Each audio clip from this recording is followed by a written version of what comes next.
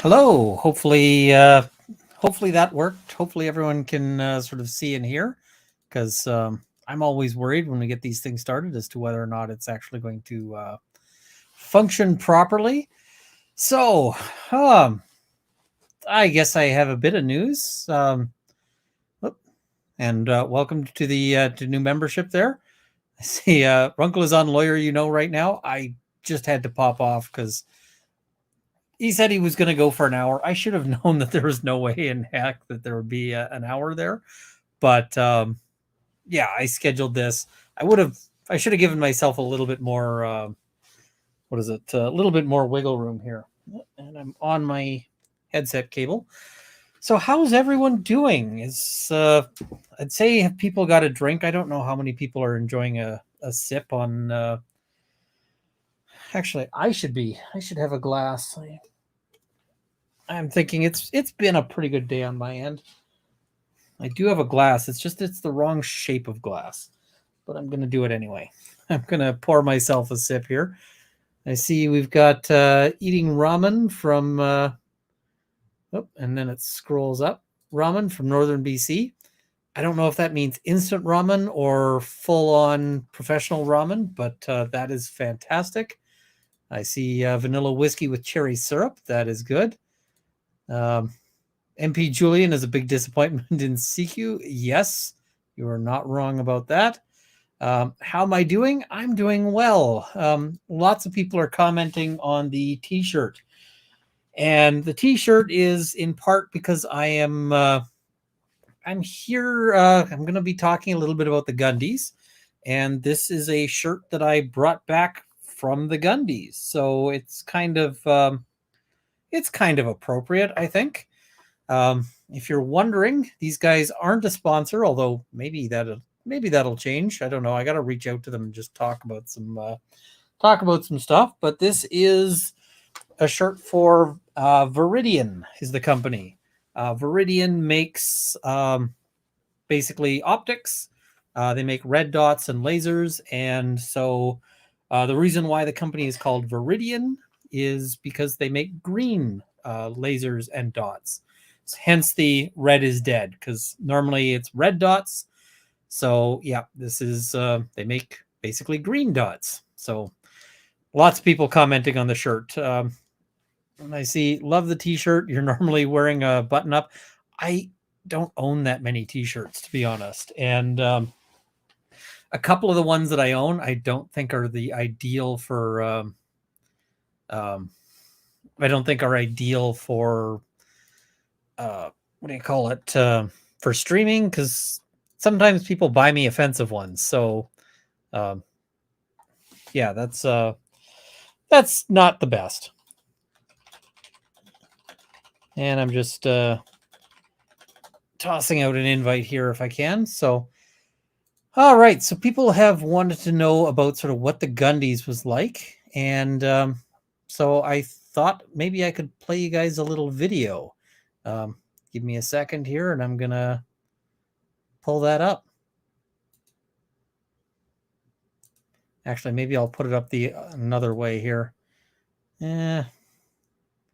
Sorry, it's just going to take me a little second here.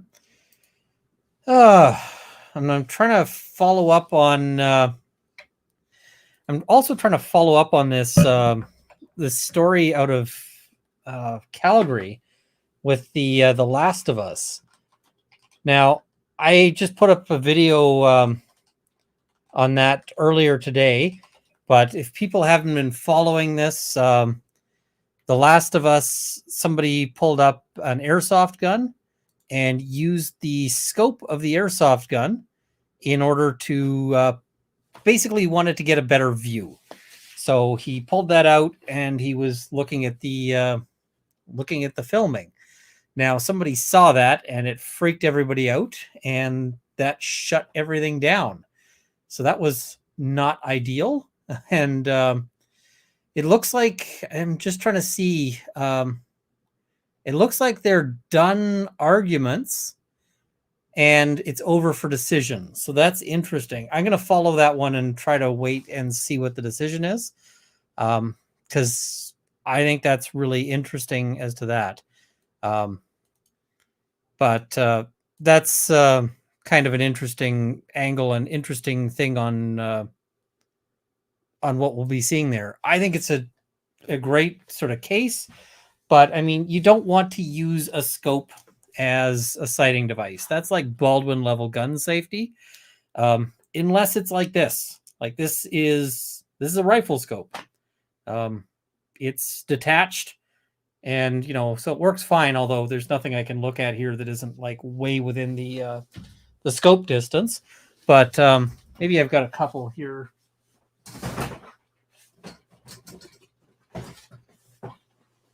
You want to know how much of a gun nerd I am?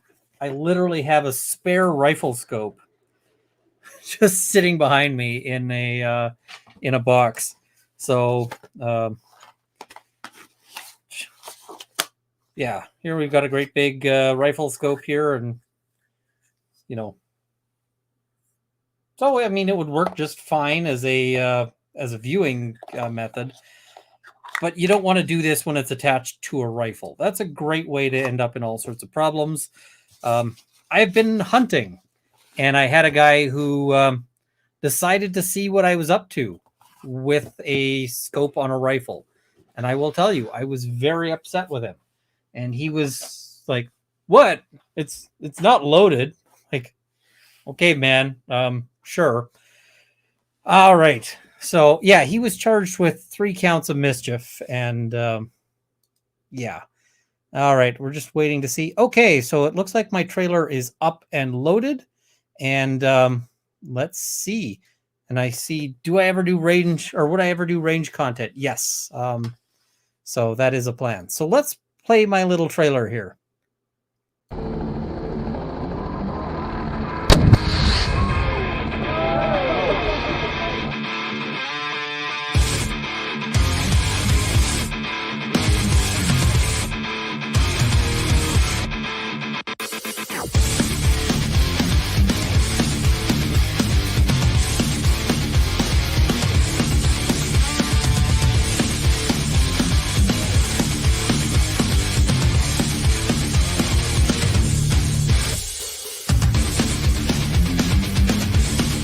There you go. And that's America. That is way too much fun. That is way too much fun.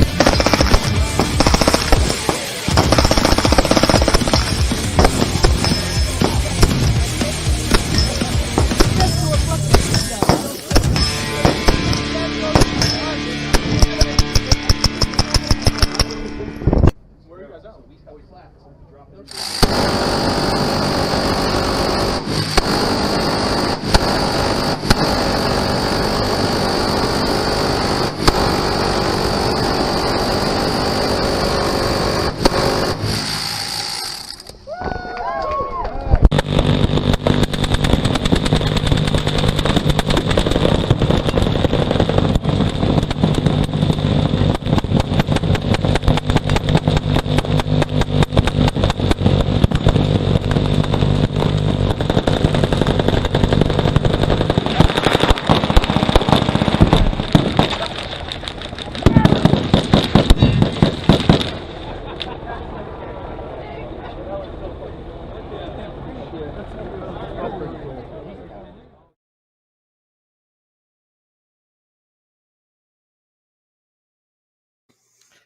So as you can tell, I had a lot of fun. um, so basically, the Gundies took place over 2 days, and yeah, I'll probably somebody just sent me a message going, "Am I going to get demonetized?" Probably. I may have to. I'll have to see. That's a good question. I probably should have thought of that before I put that up, but oh well.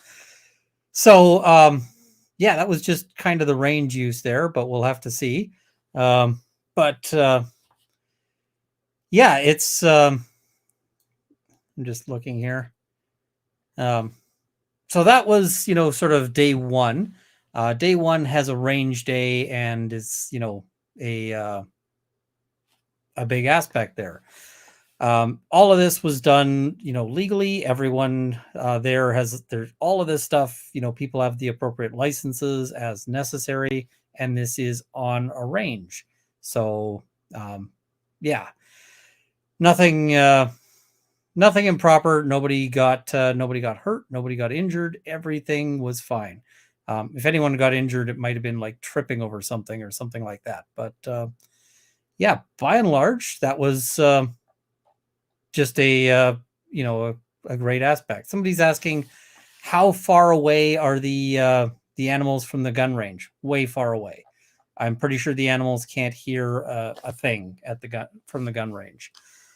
Is the gun range open year round? Yes. Somebody's asking, were those my safety glasses? No. I actually forgot my custom safety glasses at home because I have prescription safety glasses that I like shooting. And I forgot those at home. So I want to give a thank you to Walker, who they brought out. They had a table with a bunch of, with basically a bunch of eye and ear pro, and it was an absolute lifesaver because you don't want to be anywhere near that if you don't have good hearing protection on, and eye protection, because like some of those things kick brass like nobody's business. So yeah. Somebody says, was that an M4 in bright colors? That was an AR in bright colors. So, and thank you, Midnight Dreary, for the 5 gifted memberships.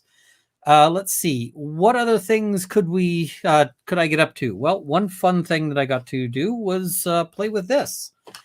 Now, if you're wondering, what is this that Runkle is showing? Like, why is he showing us a sort of yellow sheet here? I can show you kind of the relevant text that's inside it. DuPont Kevlar. This is layered Kevlar, and you can see that there's holes up until this point, and then no more holes. So this was put on a dummy, and I got to shoot it with some 9mm. And if you were wondering what the 9mm round looks like after it hits the Kevlar, that's what it looks like. So nice and flattened out, which is, kind of fantastic. So that was fun. I'd never actually got to shoot Kevlar before, but now I'm sitting here going, I got to figure out something to do with this because this is kind of an interesting thing here. I might try testing it out with something a little larger. But yeah, this that was nice. Somebody's saying, do I know what class it was? It's 3A. So yeah, and this is a great comment here. It's like a flattened penny on a railroad track. It really is. It's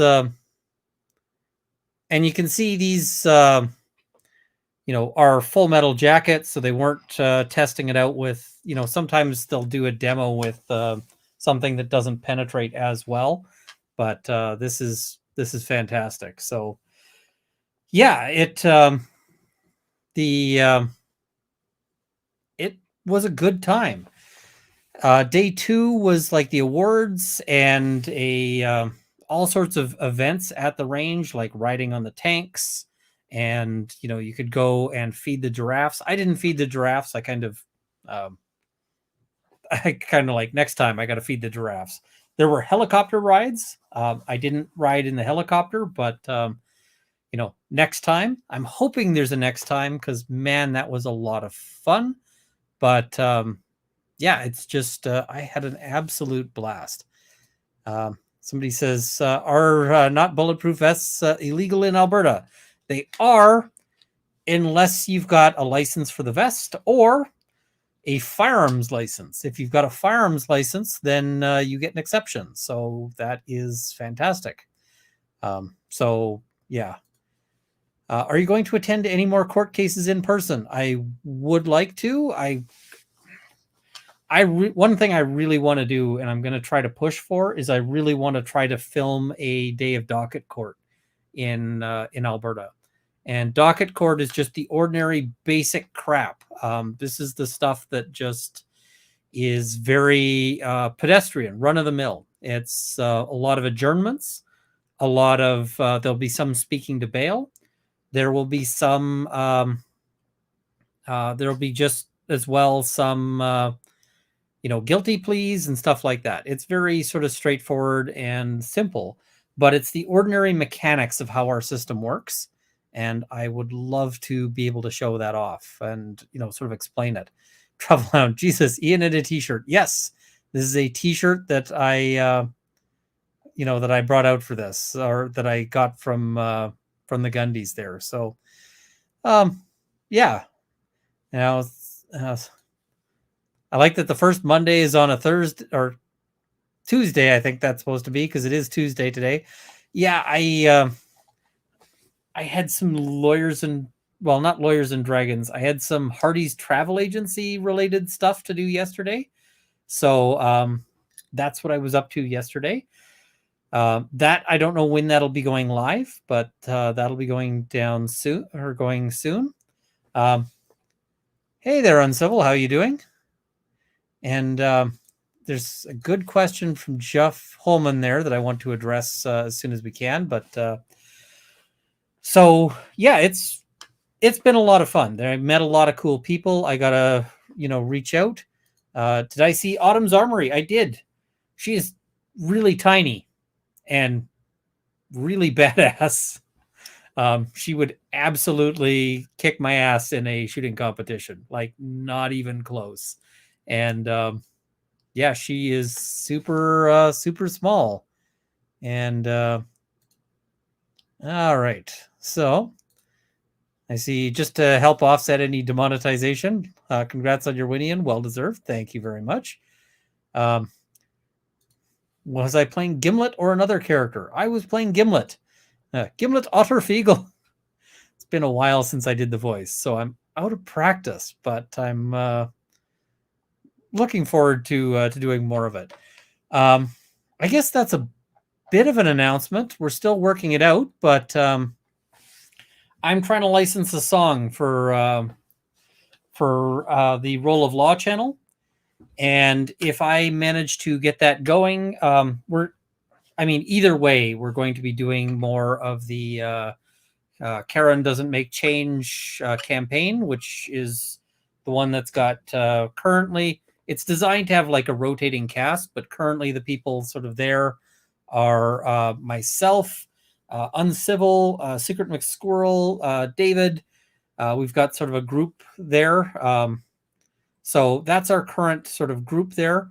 But we will we'll get that going again. That's definitely going to happen. And soon as we do, but I'm hopeful that I'll have a brand new intro on that, and that'll be fantastic. Anyway, I really, the Gundies was a fantastic thing. Somebody was asking if I met the people from Demolition Ranch. I did not. I did get to meet the people. I met Print Shoot Repeat, and he was fantastic to talk to. I met as well. What's the guy from Four Boxes Diner? I met a whole bunch of people. I can't go through everyone I met, partially because my brain is like a sieve right now, but I had so much fun. And I really owe that all to you guys, because you guys here, and I did meet Ordnance Lab. Thank you, Devin. And Devin was there too. Devin was fantastic. Devin was an amazing help and is a great friend. It was great to have him there. So yeah, it was a great time, and I really owe that all to you guys, because otherwise, if you guys hadn't been so dedicated about voting for me, it wouldn't have happened, right? I would have been so you guys really made that possible, and yeah, so thank you. I didn't include a picture of Devin in that little trailer, and ultimately I just kind of I wasn't sure if he wanted me to put his face up there, but Devon's great. So what's this? And somebody's asking, how do airsoft guns in Canada, how are they considered firearms when they in no way meet the definition, mainly fire and arms? So the definition in Canada is a barreled item that can fire a projectile that is capable of causing serious bodily injury or death. And the test for that is, can it put out your eyeball? So literally, they will take the airsoft gun, and do I have one handy? Where's my little handy?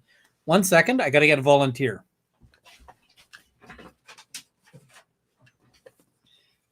So they'll take an airsoft gun and they'll take an eyeball, like a literal pig's eyeball, just straight up, from a pig. That goes into like an eye socket. They don't use this one. I got this, this one unfortunately was supposed to be 1-to-1 scale, but as you can tell, it's a little small.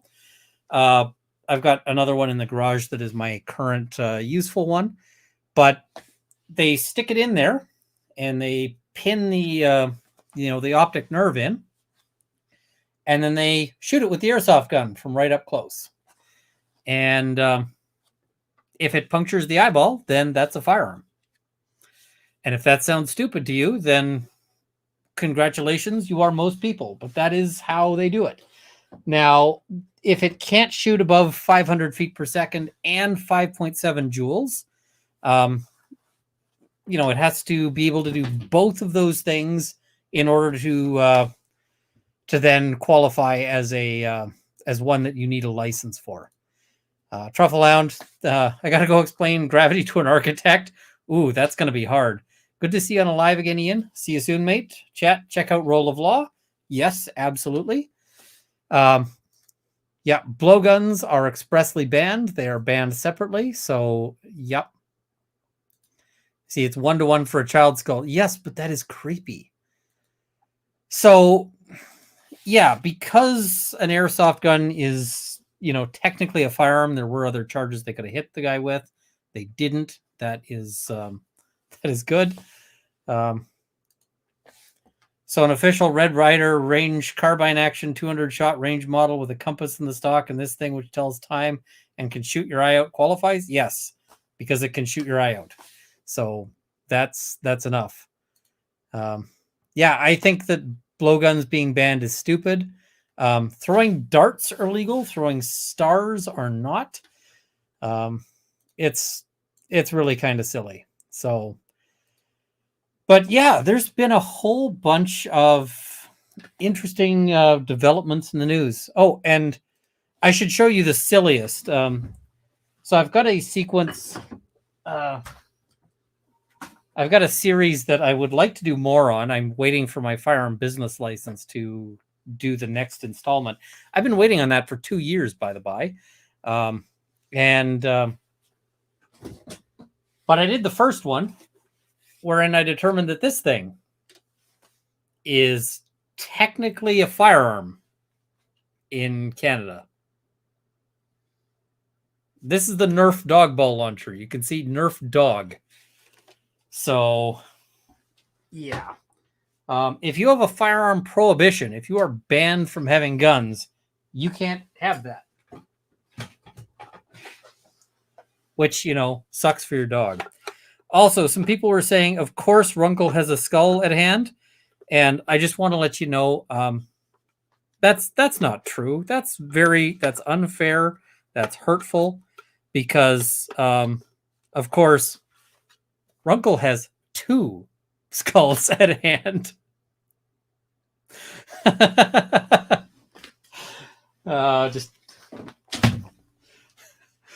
Yeah, we're just gonna go there. So I see, is that the t-shirt launcher? Nope, that is that launches tennis balls.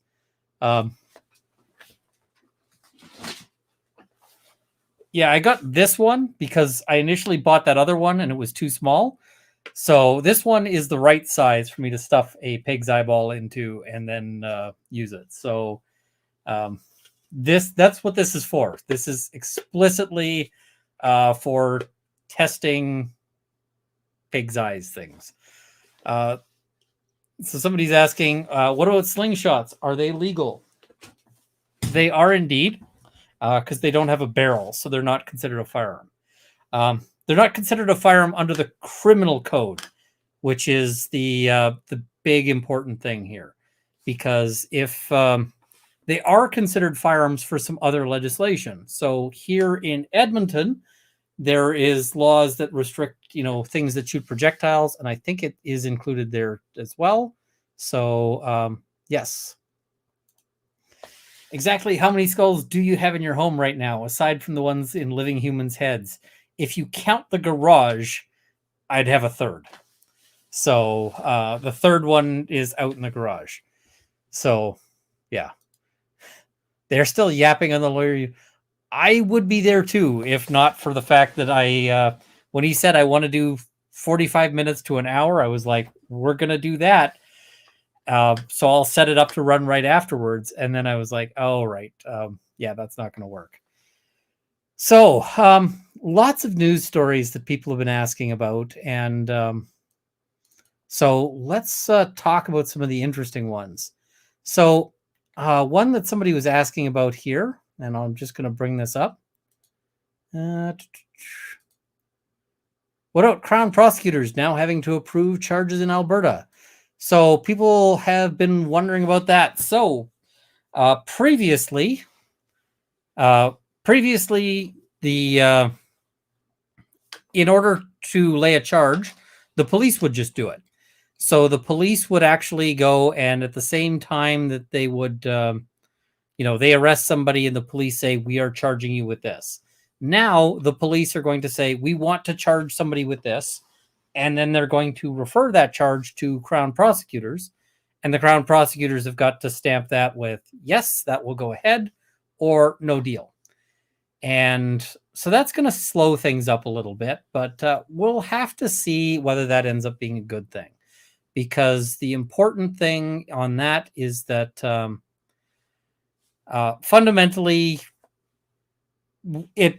whether or not that works, whether or not that makes sense and is a good idea, will depend on just how much discretion they use. Because the whole point of this is that sometimes the police lay charges that are, what's the word? Horsepucky. And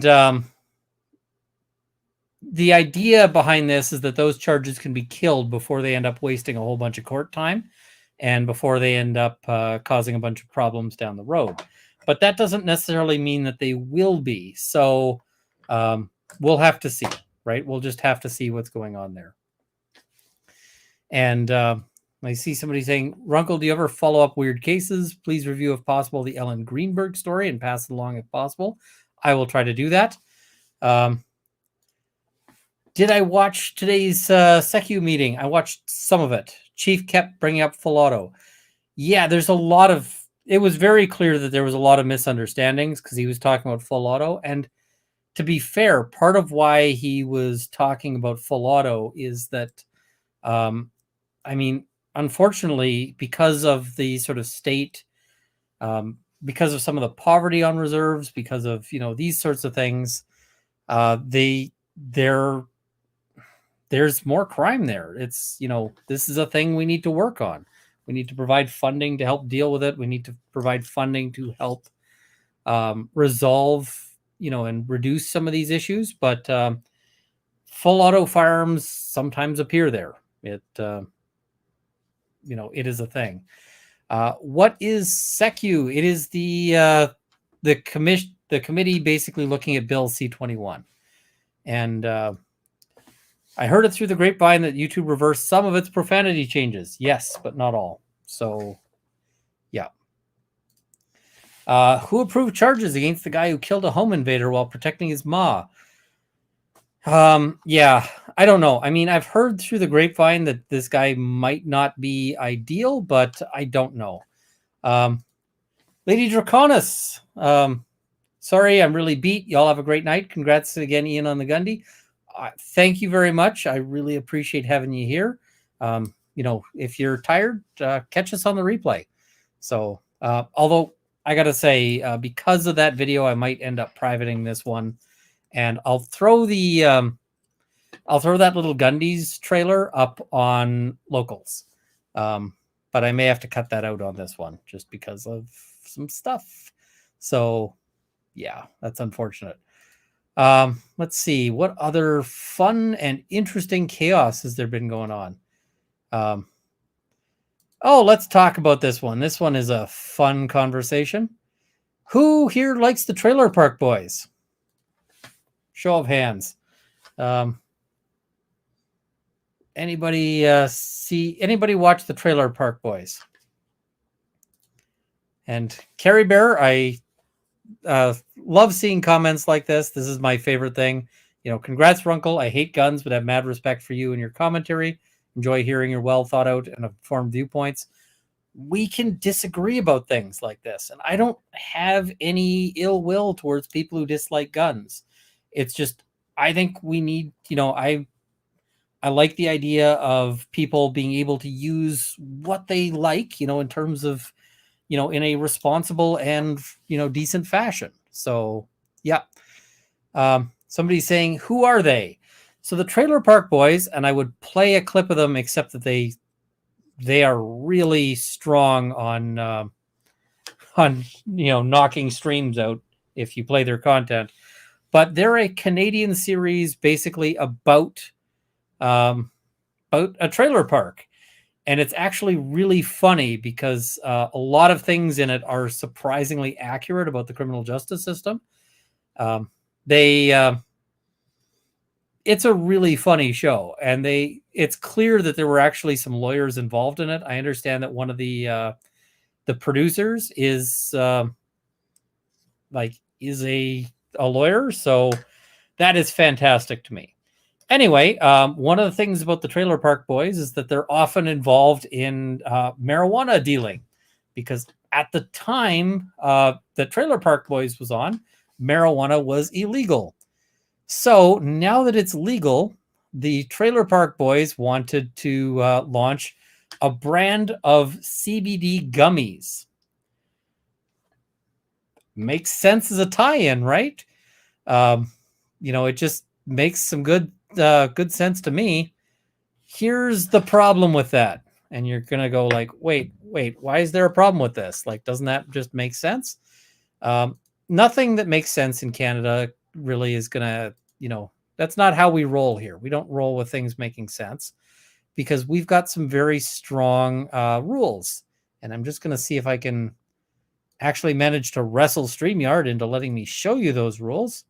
So give me 1 second here. Share screen. Here we go. So here's what they ran up against. Promotion of cannabis. So promotion of cannabis is basically the rules about how you can market drugs here in Canada. And so the problem that they run into is, you know, various prohibitions. And one of them is using the depiction of a person, character, or animal, whether real or fictional. And so, yeah. And celebrity affiliated promotions are completely not allowed because they might be appealing to young persons or depict real or fictional persons through reference. So, yeah, all of this is really bizarre. But yeah, I mean, it's kind of weird that you can't even. Oh, and I'm asking, can I zoom in? All right. There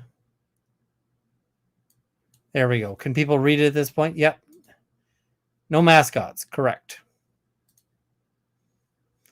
So that's what they ran into. So in Canada, I think they are marketing it as like Bag of Buds or something. I think it's all silly. I think it's kind of ridiculous. Here in Canada, like our edibles have to taste like garbage because they're not allowed to be sweetened. So everything tastes kind of meh-y. I see. So Tommy Chong's CBD oil ain't allowed up north. Correct. I actually suspect that there might be some charter issues regarding that, but I suspect that the Supreme Court would say, you know what, we're going to allow it, and yeah, or we're going to allow the law. So I had some people ask me about that one. I think it's just a really quick and sort of easy thing to mention there, but yeah, let's talk a little bit about Bill C-11. So C-11 is the bill that they're going to be ramming through that might end up putting the end to my channel. So what C-11 might do is require YouTube to promote Canadian content. And if you're wondering why that might kill my channel, is because I don't know that they will qualify this as Canadian content. Part of the reason is that their requirements are that that you have a certain number of points worth of Canadian people involved, which is tough when it's just me, right? I don't have a producer. I don't have a director. I don't have a composer. I don't have any of these things. So because of that, it's, I can't get the points necessary for having a composer that is Canadian. I can't get the points necessary for having a director that's Canadian, unless they're just going to allow me going, Runkle, cut. Is that good enough for me to now have a director? I don't know. So that basically might mean that my content is pushed down in YouTube's algorithms within Canada, in order to push up things like corner gas and whatever else the CBC is putting out. So that's one problem. The next problem is that the US we're likely to see retaliation on the US side, which would then push my content down in Canada. So at that point, I end up being pushed down in both Canada and the US, which makes it very difficult for the channel to keep going. If I can't get my content out to Canadian viewers, then I may have to do a hard shift from talking about Canadian content to talking about American content. And I don't know if the channel would survive that, because honestly, I'm a Canadian criminal defense lawyer. I don't know how many people are necessarily going to want to tune in to hear a Canadian criminal defense lawyer talk about American law. So at the end of the day, that's kind of disappointing. It's kind of frustrating, but I'm sort of staring down the barrel of watching a dream fade away, because I've said for quite a while, my dream on this is really that I want this channel to succeed, and I want this channel to, cynically, I want this channel to make money, because my ultimate goal is to be able to do just this as my income, and then do the law for free, right? So that's really what I want to do, is do this and then help people for no money. Because the worst part of the legal system, the worst part of the legal profession, is having to charge people, especially people who are poor and desperate and so forth.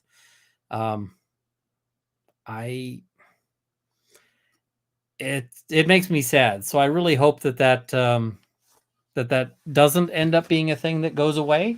I hope that they don't squash that dream, but we'll see. Our government very much seems to be trying to. It kind of feels like they're going after me personally in some ways, because I like firearms. They want to shut that down. I like doing the YouTube thing. They want to shut that down too. It's just kind of ridiculous. All of these things that they want to mess with are things that matter to me. So I am not a fan of our current government, and yeah, we'll see. I see list credits, Ian. Maybe it'll help. I mean, the credits would be hilarious. It'll just be, producer Runkle, director Runkle, everything Runkle. So yeah, but we'll see. But that's a big deal. I'm gonna have to do some videos just covering that one and following along with that. We had some big news with respect to the GWAX lawsuit. I don't know how many of you people watch my GWAX videos because they're long. I'm going to do a short version because yeah, there's some significant ones. And so I'm going to do a shorter sort of update, but GWAX lost badly in court, and it's going to be interesting there. So I see have the dogs do a cameo appearance. That is a good idea. You should do that. When is the next Gundies? Next year, I think. Your support of the Canadian Indigenous community is amazing. Well, thank you. Canada has long done the Indigenous community wrong, and I hope that that's something that we can see some changes to. I think that the stuff that is happening to the Indigenous community with C-21, there's going to be a lot of Indigenous Canadians who are thrown in jail over this, and it horrifies me, quite frankly. It just, it horrifies me because I just don't see much cause for it, quite frankly. So I see also somebody we've got here. Are you thinking of covering the Alberta Firearms Act that is coming down the pipeline in the next few days? Republic of Alberta for me, anyways. I am, and we can cover that a little bit here. I'm going to do a video on that more properly as soon as we can here. But let me see if I can find. I think this is it. All right. Give me a second here. I'm going to try to pull this up for people just so that we can go over it here together. See, record Potter and Zora barking, make soundtrack, and you have Canadian written and performed music. Nice. Love that. This Canuck in YYC, so Calgary, will watch as long as you make videos, Ian. Thank you very much. The problem is that Trudeau might make them hard to find. So, Infinitely April, interview some Indigenous Canadians. I would love to. I'm actually trying to work on that. I'm going to try to reach out to, there's a few different groups that I would like to reach out to talk about that, because there's a lot of issues, and some of them historical, some of them more recent. So that will be something that I'd like to cover. So let's talk about some. You want to talk about some quality trolling? Because, oh man, there is some trolling that's been going on. So let me just bring this up.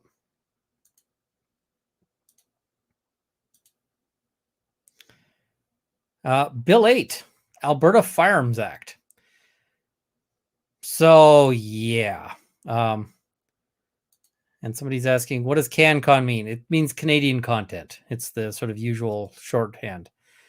All right. So, folks, I consider this to be trolling, but it is excellent trolling, and we'll have to see. We'll have to see how it goes. I see. Are you interested in hiring a research assistant for your channel, Canadian living in the US? I don't currently have any plans to hire, but I'll have to figure that out, sort of as we go. But I appreciate the offer. All right. So this sets out a whole bunch of different stuff. And basically, this is Alberta telling the federal government, you want to fight? We're going to fight. And this is just crazy. I can't remember in my lifetime another time when I've seen a provincial government tell the federal government, outside of Quebec, tell the federal government basically go F yourself in the same way that they're doing so here. This is really This is the Alberta government saying we're going to fight and we're going to have a dispute here. So, and Chris Mullen, thank you very much for the 5 gifted memberships. I just wanted to mention that while we, while it's sort of right there. And thank you to my mod for bringing that up here. So this has a whole bunch of stuff in it. So let's talk about what's in this bill, because lots of people have been asking about it. It is all over the news. So let's talk about it. It's kind of interesting. So first of all, it sets out a little bit more about the Chief Firearms Officer in Alberta. So these are additional rules for the Alberta Chief Firearms Officer, because the UCP brought the Chief Firearms Officer office to Alberta from the federal government here. All right. So they shall develop and implement policies, procedures, and strategies, conduct research, basically all of these stuff that is just tasks for them. Shall inform and educate Albertans. That's interesting. So basically, they're going to have, in some ways, a speaking role, which is kind of interesting, because I don't think anywhere else has the CFO kind of taking that kind of public relations stance on that.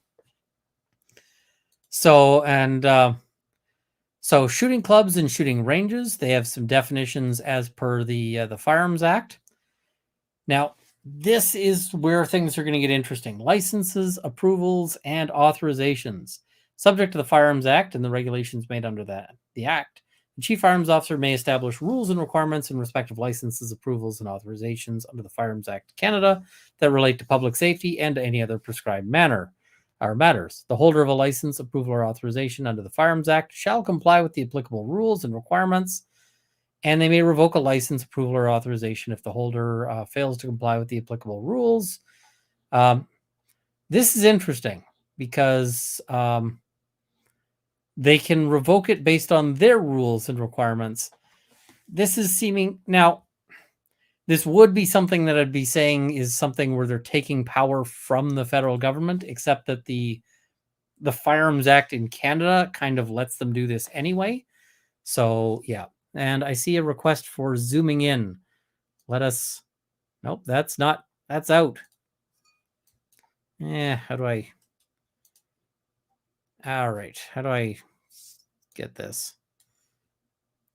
More zoom.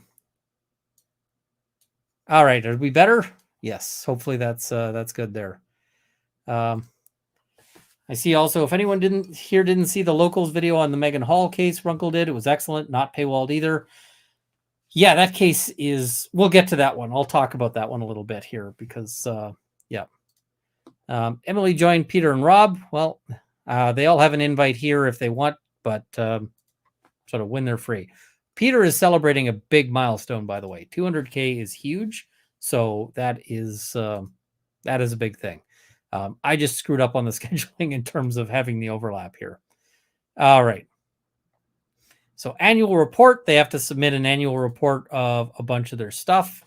That's not the interesting part. That's not where things are interesting. This is where things get interesting. Part 2, seizure of firearms, ammunition, accessories, and parts, which specifically also refers to any sort of compensation program or a testing program. So licensing of seizure agents or persons providing seizure agents.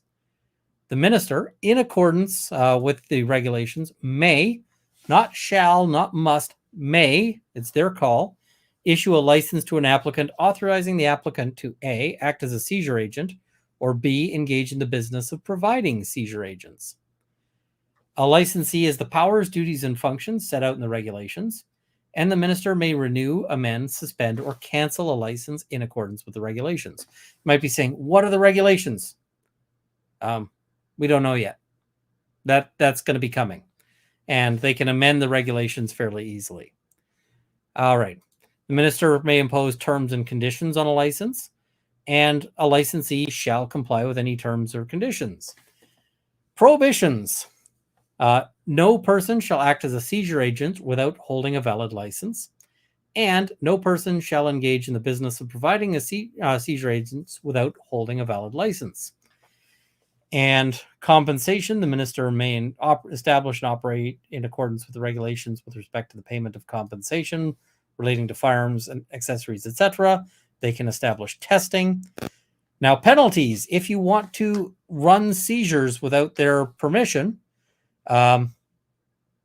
penalties of not more than $20,000 in the case of an individual, or $100,000 in the case of a corporation, or not more than 3 times the amount that the person acquired as a result of the offense, which means that if the government pays somebody to act as a seizure agent, the federal government, then the provincial government says we can seize 3 times what you got paid.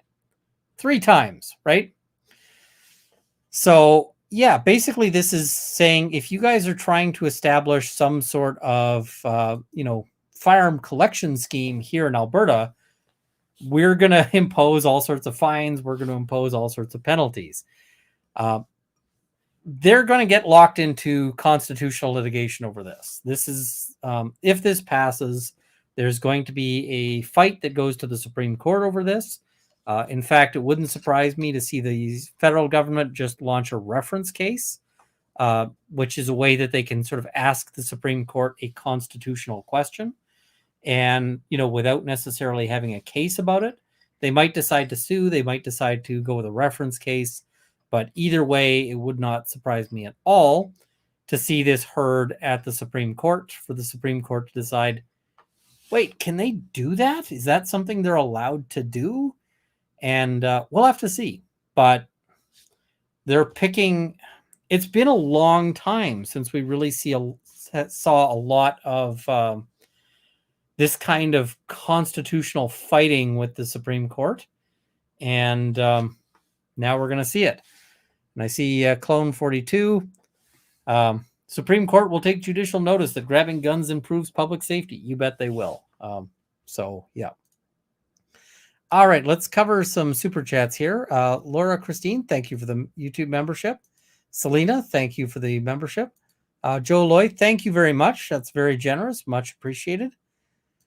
Lisa for Truth and Justice. Runkle, I, for one in the USA, love and support you. Well, thank you very much. It's very appreciated. Thank you. Kathy, thank you for the very generous super sticker there. Kristen M96, lots of us will stick around. Dogs as writers. Yeah, maybe I could specify Hardy as a writer as well. Liz, Zora, and Potter as your producer and director. Nobody would believe that because I get things done on occasion. And yeah. Pixelpia, thank you for the new membership. Ashley, I think that is. Thank you very much for the very generous super sticker there. Rick Dubs, maybe give all your Patreons a producer credit. Would that add enough Canadians to become a Canadian production? I don't think they'd let me do it that way. I like the idea, but I don't think that they would let me sneak that in. Coco Mojo, thank you very much for the super sticker here. Gail R, thank you very much. It's much appreciated. David Goodnow, Momentum Canada for voiceover, director, editing. I'm not sure who they are, but I will Google them later. Lisa for Truth and Justice, thank you once again. Runkle from the USA, this makes me so angry. It's the same thing happening in our country as yours. Yeah, we're just unfortunately doing it faster. Maybe Alberta will cede their Canadian provinceship to the U.S. state of Montana, like Eastern Oregon wants to be part of Idaho if they don't win their fight. That would be interesting. And Abyssoft was asking, have you ever considered becoming a justice? I think that it's unlikely that I will ever become a justice because ultimately, I mean, I don't... I'm not good at playing the political game. Every party out there I disagree with, and I have said that I've disagreed with all these parties. Parties tend to like people who are very much party boosters, and so that's kind of a thing there. We'll have to see. I mean, I don't see it as likely. I don't think I'm gonna sort of tick the right boxes of like party favorable and so forth. So do you think Alberta will just use Section 33 on this? I think that's not going to be the biggest concern here, because I don't think there's sort of a charter issue on this one. Section 33 doesn't let them ignore the Constitution, but entirely it lets them pass it, notwithstanding that it infringes certain portions of the charter. So I don't see that as coming up. I could see potentially this could be a situation where we see disallowance used, but that gets chaotic. I see every lawyer thinks about it. Obviously, you have too. Yeah, I think I'd like being a judge. I think I'd like being a justice. I would try to. I just don't think I'm likely to make a to sort of be there. Can you give a very brief version of your opinion on the pistol brace thing here in the US, if you have one? I think the pistol brace ban is kind of stupid. The attempts to ban things based on ergonomics never make a whole lot of sense to me. It just doesn't make a whole lot of sense. So I don't know why they're doing this whole sort of pistol brace restriction thing. It just is bizarre. Any update on the Section 74 challenges? Right now, my challenge is in abeyance, basically, to wait for some of the other decisions to come down. So that is that's what we're stuck waiting for at this stage. And what is it? Yeah. What is it? Also, what is it? This is another little bit of sort of trinketry that I picked up, a little bit of swag. This is from the Gun Owners of America, but it's YouTube. This is not ammunition. This is a bottle opener. Bottle opener. Of course, I don't actually have a beer bottle here. All I've got is just a little glass of scotch and hot sauce. So, yeah.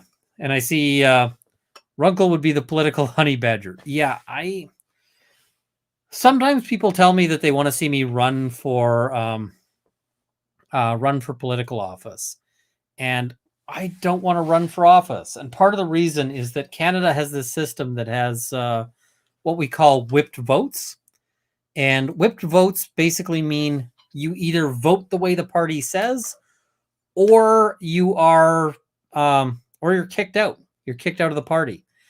And I can tell you, I would not last in a party because they'd be like, hey, we need this bill. We want to run this bill. And I'd be going, that's stupid. That bill sucks. And I'm not voting for it. And yeah, so that I would not last long. So we got Rob grabbing a granola bar on his way. And Kristen M96, I see your thing here. We'll talk about that in a moment here. Dr. Moo, by the way, Ian, Hawaiian pizza is a Canadian invention, so you're legally obliged to eat it on stream now. I'm not, though. Insulin is also a Canadian invention, and I'm not required to inject it on stream, and I'm not going to because I'm not diabetic. So, yeah, that's we're just not doing that. All right. Let's see. Torin, have to call it a night. Your braid is 1/3 set up. Ooh, I should be able to actually start braiding on it this weekend. Stay safe. That is a neat thing, and we'll have to when that comes in, I'll have to show it off. That is fantastic. So, Emily Jane saying, I work in American politics and would come up to run your campaign. Is running as an independent an option? It's an option. You will just never win. You can't really run as an independent in Canadian, in the Canadian political sphere. It just, nobody wins that way. It's just an absolute, yeah. On another thought, have you looked at Barnes' lawsuit against Pfizer? I haven't, and I probably am not going to do coverage on like other YouTubers' lawsuits because here's the thing, you can't win on that. Because if I cover them and I say, hey, listen, Barnes is right, then everyone is going to be like, you're only saying that because, because he's a friend of yours. And if I say Barnes is wrong, oh my God, then we have drama. And I I'm allergic to drama. I'm sort of tired of it, and yeah. Hey, Runkle, I do airsoft in Canada, and it's not banned yet. Do you think it will be banned soon? They're trying to ban it right now with Bill C-21. They're absolutely in the process of it. Runkle of the Bailey, you are the best. Thank you for your live podcast. Cheers. Thank you very much. So much appreciated. Sarah Bellum, so excited for Mondays.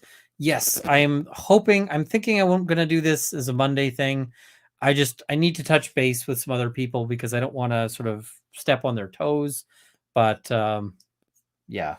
Somebody's asking, what cartridge caliber is that bottle opener? 338 Lapua, hard to tell size. It doesn't say. It's not actually made of brass. It's like steel. I think it's sort of 50 BMG-ish, but I can't say. So yeah, we'll just have to see there. What do I hate about C-21 the most? I think, I hate lots of it, but I think maybe if I had to pick something, the red flag laws are going to get somebody killed, and it might even be me. So, yeah, it's basically a swatter's paradise, and so that's nuts. Shanta said, thought Rob came here. He is on his way. He's getting a granola bar. He is, he's putting that in his face, and then he will be here.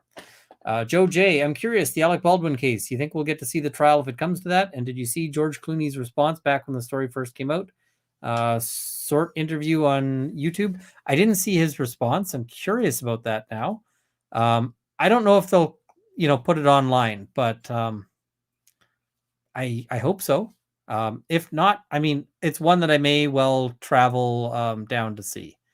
So, yeah. I only follow those who are allergic to drama. It makes life calmer. Yeah.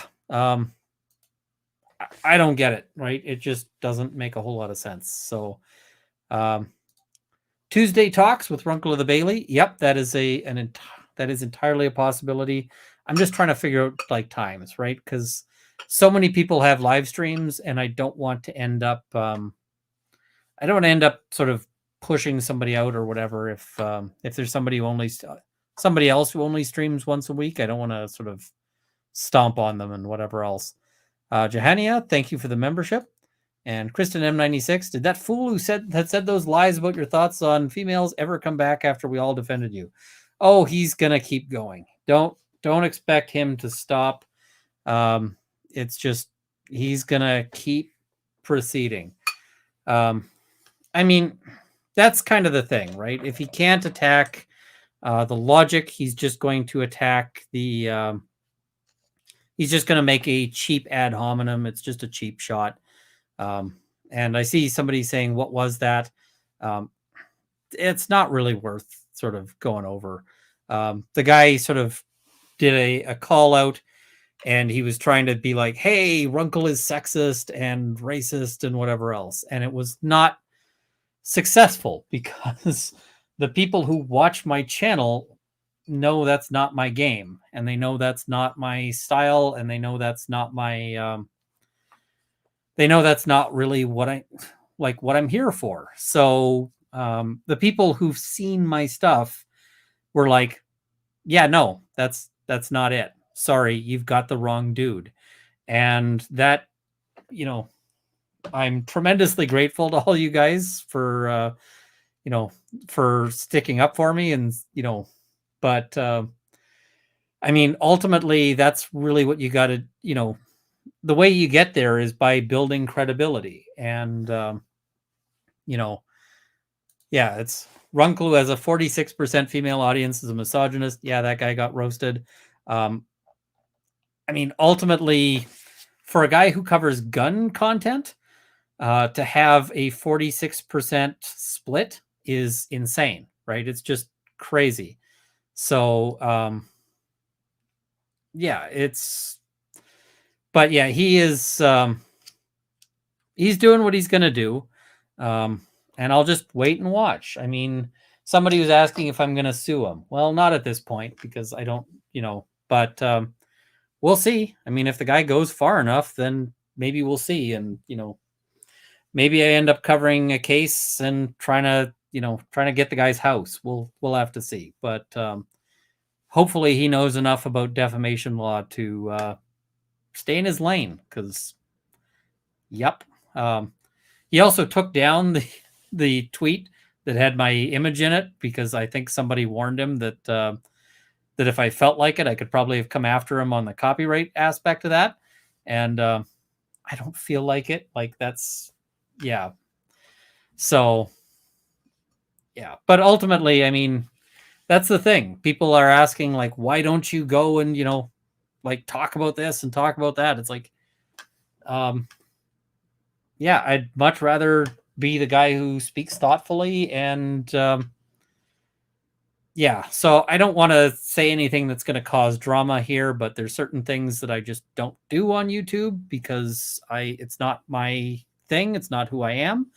And I think that's why I've got people who support me on these things. So yeah, but thank you guys. I really did appreciate that because it was, you kind of worry when you see this guy taking a run at you like that. You're like, oh my God, what are people going to think?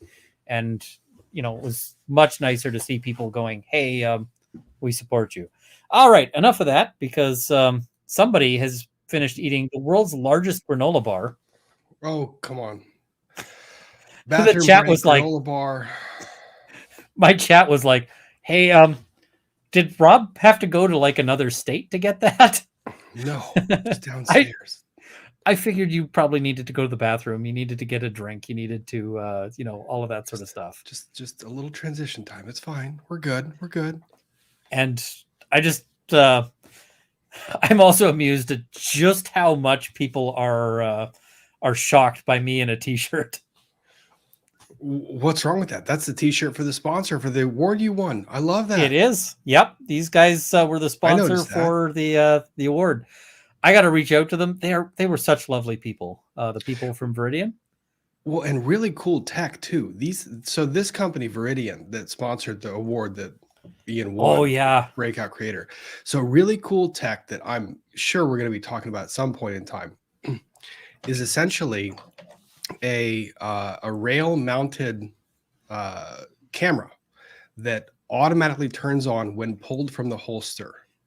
So that you're not just seeing body camera imaging, you're seeing the image from the barrel of the gun as it's being pulled. And it turns on automatically and turns off automatically when the gun is reholstered. Brilliant technology. Huge. Yeah. Huge technology. So I thought it was really cool. Yeah, I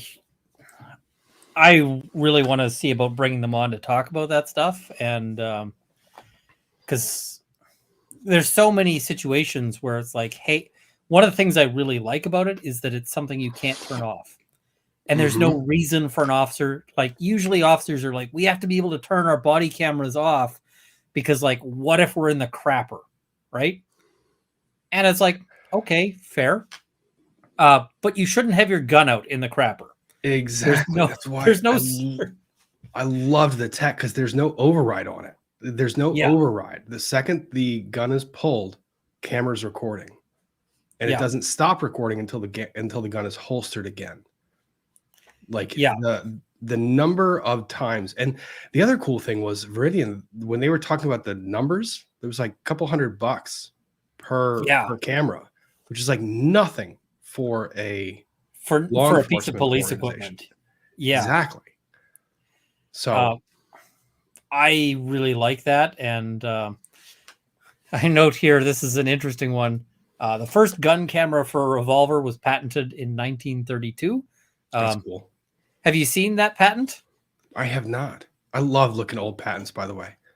That patent is literally like an old school film camera with the shutter being the trigger, like wired to the trigger, so that each time you fire the revolver, it also takes a picture of like what you're shooting. Wow. Now, here's the really fun part. Those cameras tended to be a little slow. And so when you look at how they rigged it up in the patent, it actually would have been a shot or would have been a camera that goes off slightly after the gun is fired. So it would have been a Oh. great way to get pictures of like, dude, you just shot going, ow. It's like Yeah, yeah. not really the best for policing though, because the part you want isn't the point where you pull the trigger. I mean, that's useful too.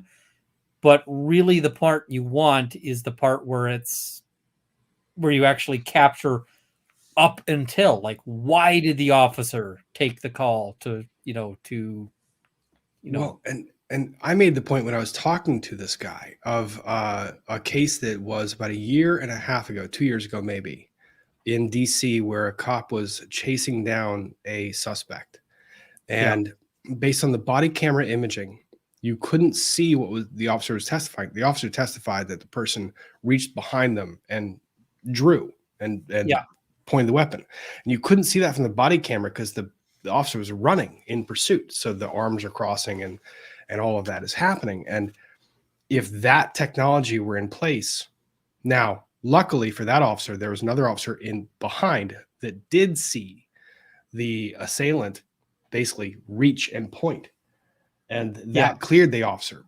But how many cases are we talking about where this last second, that one moment, is subject to so much scrutiny?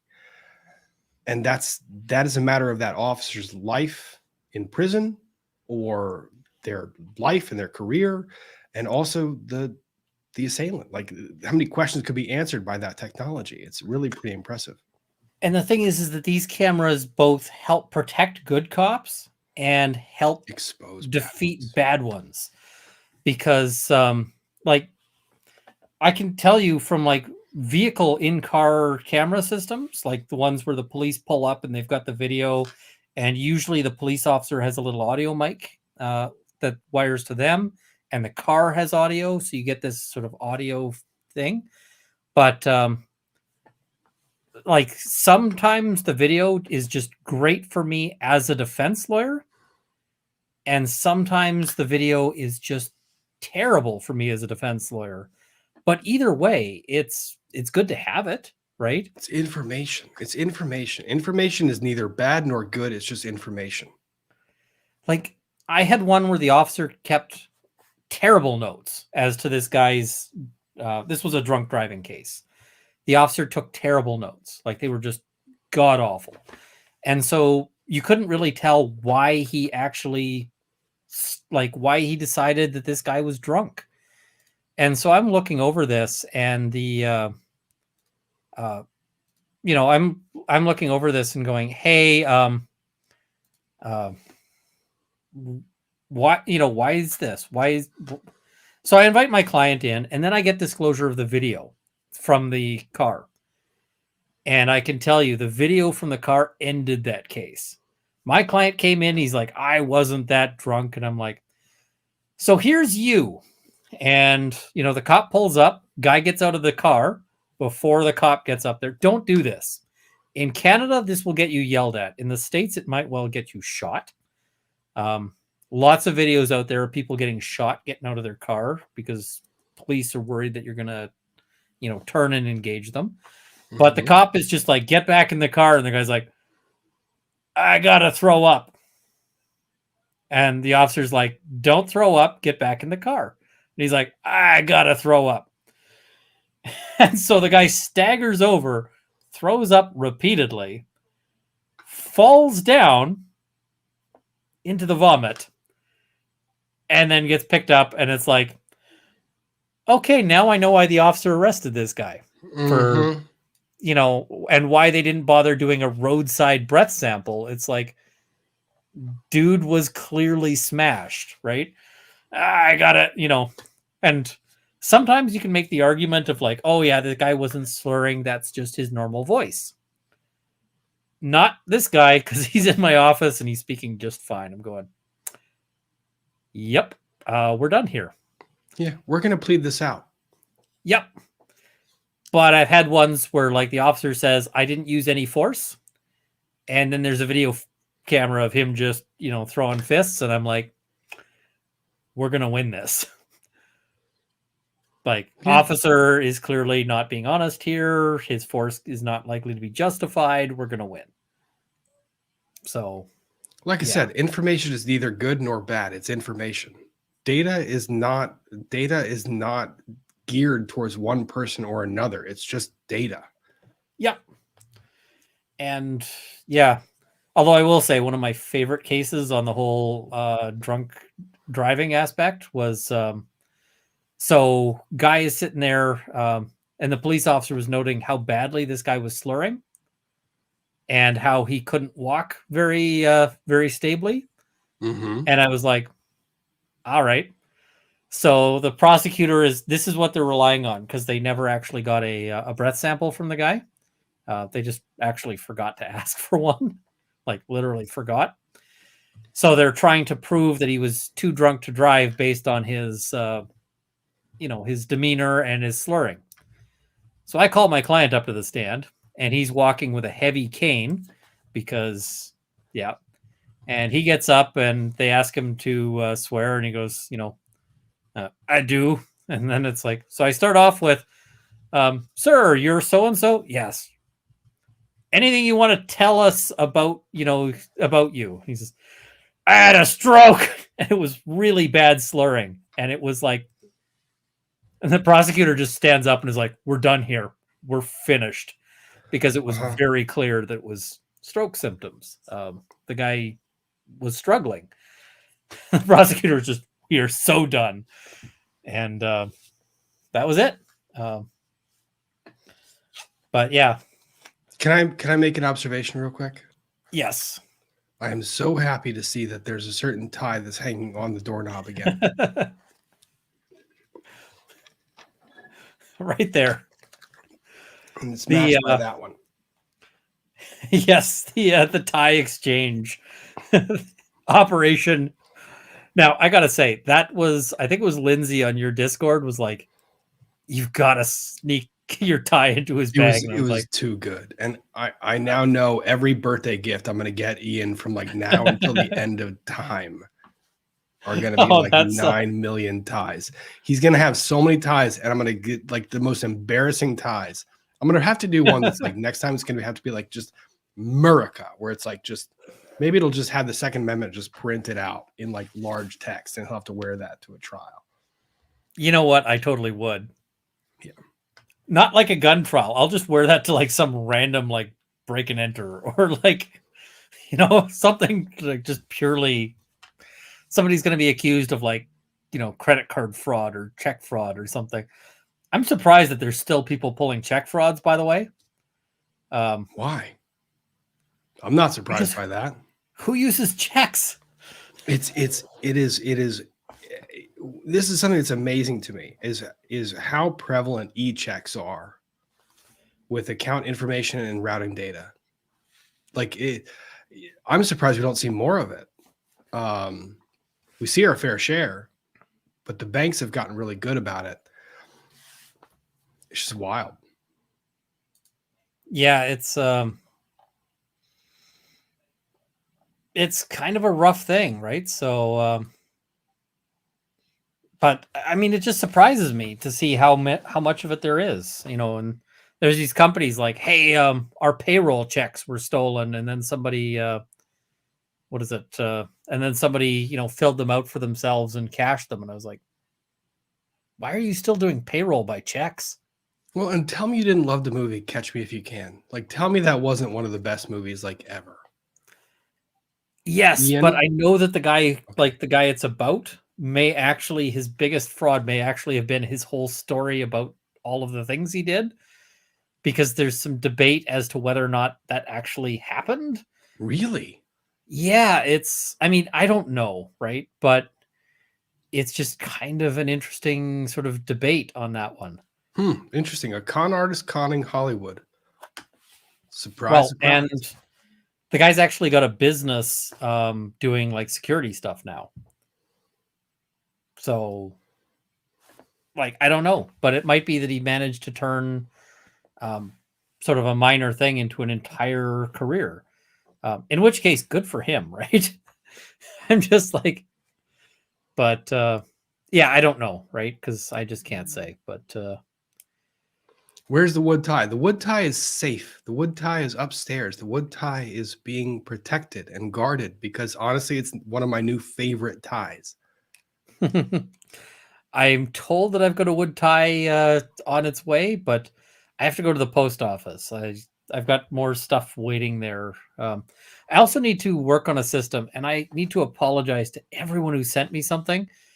I have attention deficit, something fierce. I am really bad at sending back like thank you letters.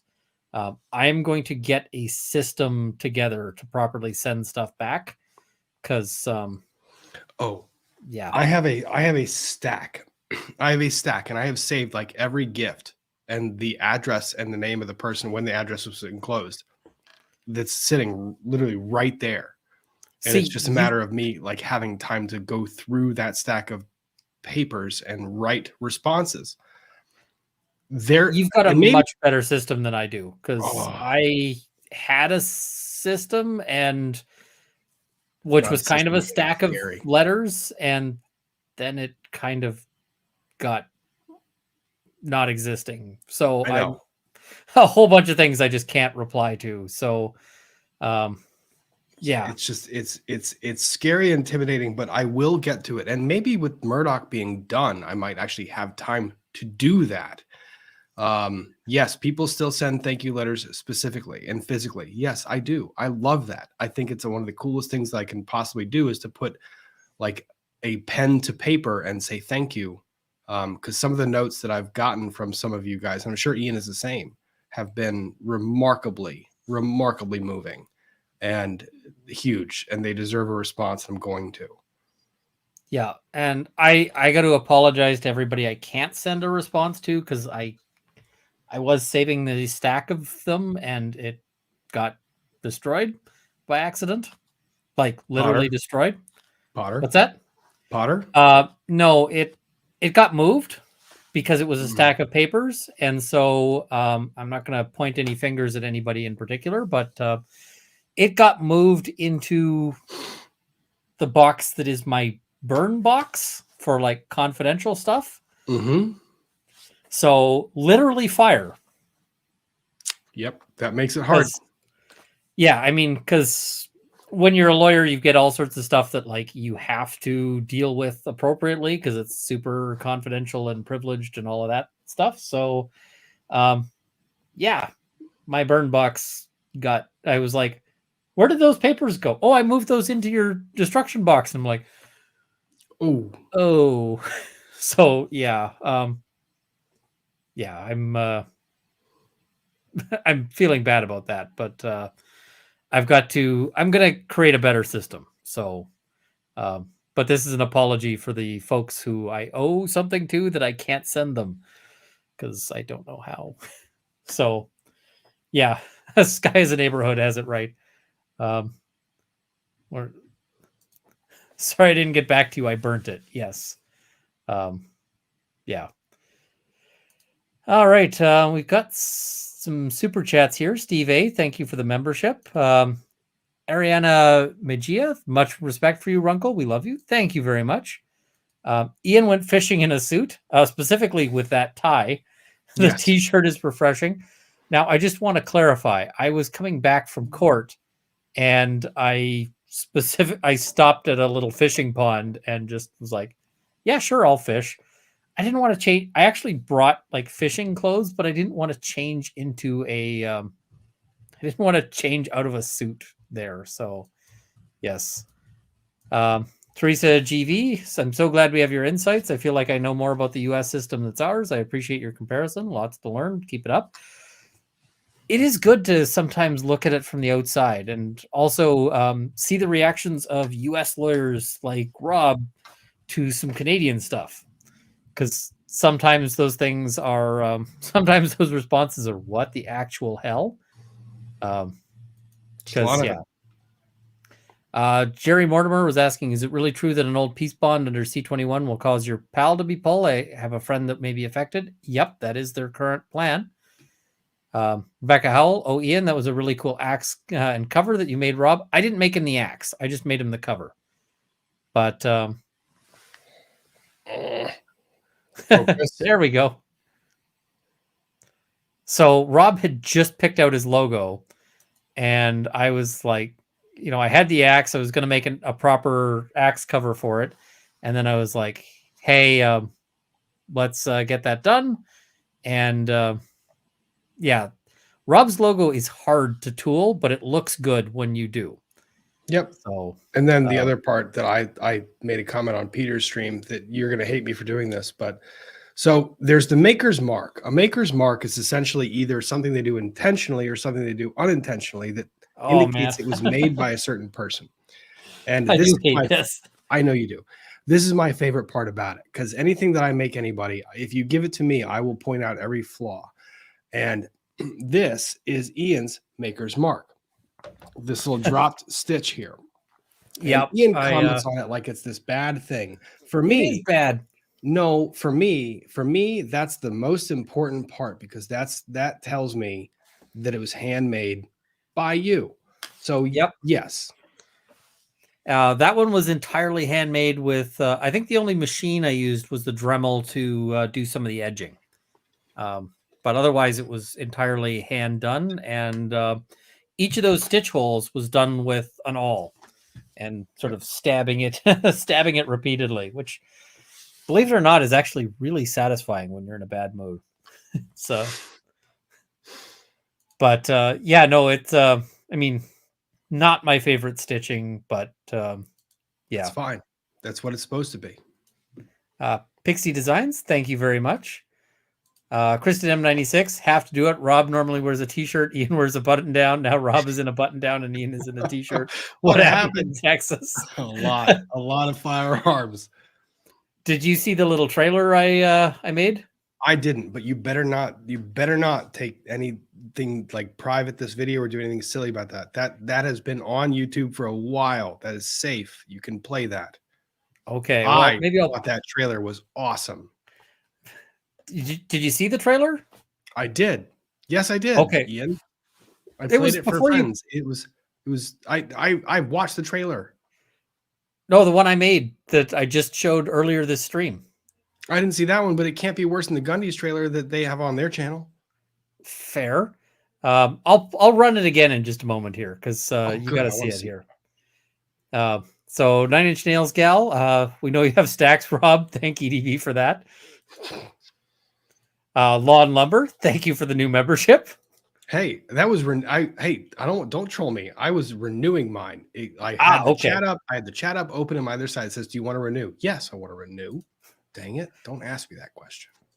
And I see, like, the difference between the 5A and absolute privilege. Yep, that is a substantial difference in terms of how that works. So I'm a big fan of sort of the differences and looking at just how they work. Friends FN88, thank you for the YouTube membership. Bears Halo, thank you for the super sticker. Attica, thank you for the super sticker. And Island Lady says, Ian, you are amazing. Love Captain Corey's button. I mean, I wanted to make sure he got a play button because, we didn't know what kind of time frame he had, and YouTube can be slow. I'm glad YouTube got off their butt to get him the actual thing. But I'm less impressed by YouTube and more impressed by everyone else that follows us. Because the thing many people rallied together to make stuff and send it to them, and that's what's kind of unique. You and I are both lawyers and we're makers. Like I'm a woodworker, you're a leather worker, and I do that stuff because I love to do it and because I love to give it away. And I know you do the same. For example, I have a leather a little dice pouch. Yes. And I know for a fact that a lot of the stuff that I make gets given away, and so does Ian's. And it's I give away most of it. You don't make it to sell it. You make it because making it puts a part of you out there that makes the world feel a little bit better. And that's why I make the comment, go make something you'll feel better. It's often, and I see somebody saying it's a cuffs case. It's too small for cuffs. But often it's just a way to get my head sort of into something that is not, the world can be miserable. Yep. And it's good to sort of do something else sometimes. So Somebody seeing says, all the creators make stuff for Corey was my favorite. absolutely. And I see, are there sovereign citizens in Canada? There are, and they're about as successful in Canada as they are in the States, which is not very.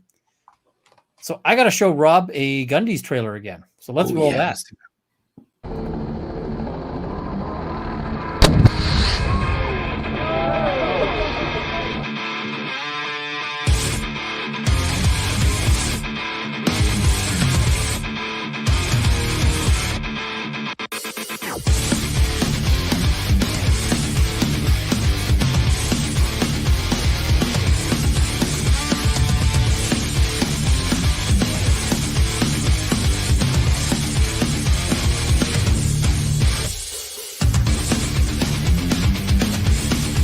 There you go. And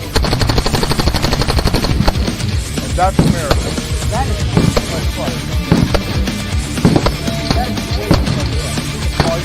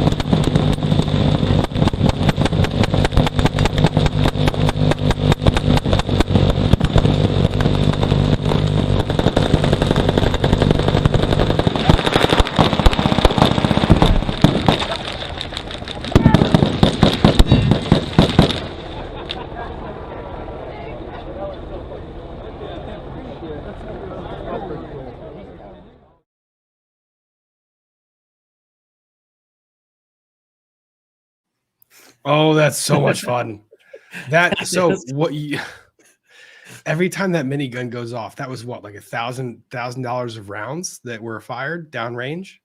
Oh, easy. Easy. And the thing is, people were asking the comment about where did the tank come from? Well, the guy who owns this property, drivetanks.com, which is the website, apparently you can go and you can book corporate retreats to go down there and do your stuff. I will be trying to book a personal retreat to go down there and just relax because the entire property was amazing. But he owns like 16 tanks or something to that number. And you go there, book the space or book the retreat, and they drive you around the tanks and you can fire the old tanks off. It was one of the coolest experiences I've ever had in my life. Now, I'm comfortable with guns. I have fired them since I was a kid. I am not a gun enthusiast. That said, that was one of the most cool experiences of my entire life, was being down there. Yeah, it was wild. And yeah, I'm just looking at somebody was asking the pricing out. It's something like $6,000 a minute to shoot the minigun. And they did that multiple times. Yeah, they had a lot of fun. They shot an RPG. Yeah, and the guy who shot the RPG was really a cool guy too. Yeah, and the people, someone's saying in the chat, like, Tank says hello. Yes, I was standing right in that crowd of people, all those cameras, like I was right there holding my camera up trying to get that shot. I was in that crowd. Ian was downrange trying to fire another weapon. I was holding my camera up. And when that tank fired, I will tell you, like, the percussive force that, like, I felt like in my chest, it shakes the whole body. Like, the ground shakes, everything shakes. I've never felt anything like it. Holy crap. It was nuts. Yeah, it was epic. And like when the minigun goes off, you feel it. Heck, that little like Hawaiian colored gun there, that thing actually has a bark to it. It bucked. It didn't buck. It was actually fairly stable. It was just that everyone else on the range is going to be upset. And one of the funniest things, I don't know if you can hear it properly, but the what is it? The guy next door to that, shot says, "I hate you right now," as we're shooting that thing. And they were actually, what they were showing off there was Oh, the suppressors. silence. Oh, that's right. They were showing the suppressors. That's another comment that I kind of want to make. Of all, that was probably one of the safest ranges I've ever been on. Oh I- man, they were like, it was amazing because they were all experienced shooters. Every Mhm. person that picked up a weapon on that range knew every safety protocol. And I have never seen a range operate with that many firearms that safely. It was one of the coolest things to see the protocols they had in place and see all the people that respected them because they were creators that understood the significance of what they were holding in their hands. and I mean, the fact that they just, like, there were times when they needed somebody to go down range, and they're like, range is Cold range. going cold, Cold and range. just, you saw it, just everybody guns down, right? And it was smooth. It was effortless.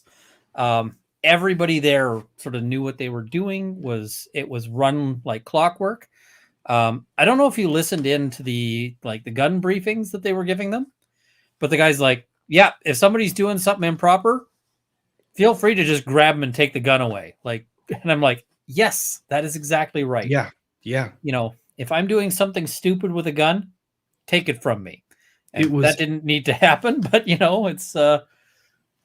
it's not. So it was one of the coolest things in the world because look, gun ownership is going to be a thing. It just, I'm sorry, US, until enough people get behind passing an amendment to make it not a thing, it is a thing. It's going to be there. well, and even then, there's going to be hunting. There's going to be Exactly. all of this stuff, right? I mean, frankly, there's going to be self-defense because wouldn't you rather people that are creating content or people that are advocating for this, wouldn't you rather they be the responsible bunch, like they're not just advocating but fighting to make sure that everyone that's doing it is doing it safely? Like, that was the part that I took away from this, because you walk up range like that and you see all those firearms, and I will tell you, just me personally, I've never seen that firepower on a single range at one time, ever. Yeah. Ever. However, the second I saw how they were treating those firearms, like, instantly going, these are the people I want to be around. Yeah. And somebody just said a comment here, Poot would have been thrown to the floor. Yeah. Decked. The stuff Poot was doing would never fly on a range like that. In fact, like, literally, it was the rounds, are loaded into the magazine. The magazine is taken separately up to the gun. You don't get both until you're sitting on the range line. So, yeah, yeah. And even then, you had someone on your shoulder. Yeah. That was the other part. I mean, there was someone on your shoulder every step of the way. You saw that, like me shooting the MP5, which has long been something that I've wanted to do, right? Because the MP5 is a cool gun. And quite frankly, having shot it, I just kind of want to shoot one again. It was so much fun.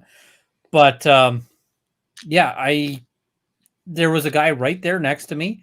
And, he didn't have his hand on my back, but he had it right there in case I needed it, right? Because, and I actually was like, listen, I weigh like 140 pounds.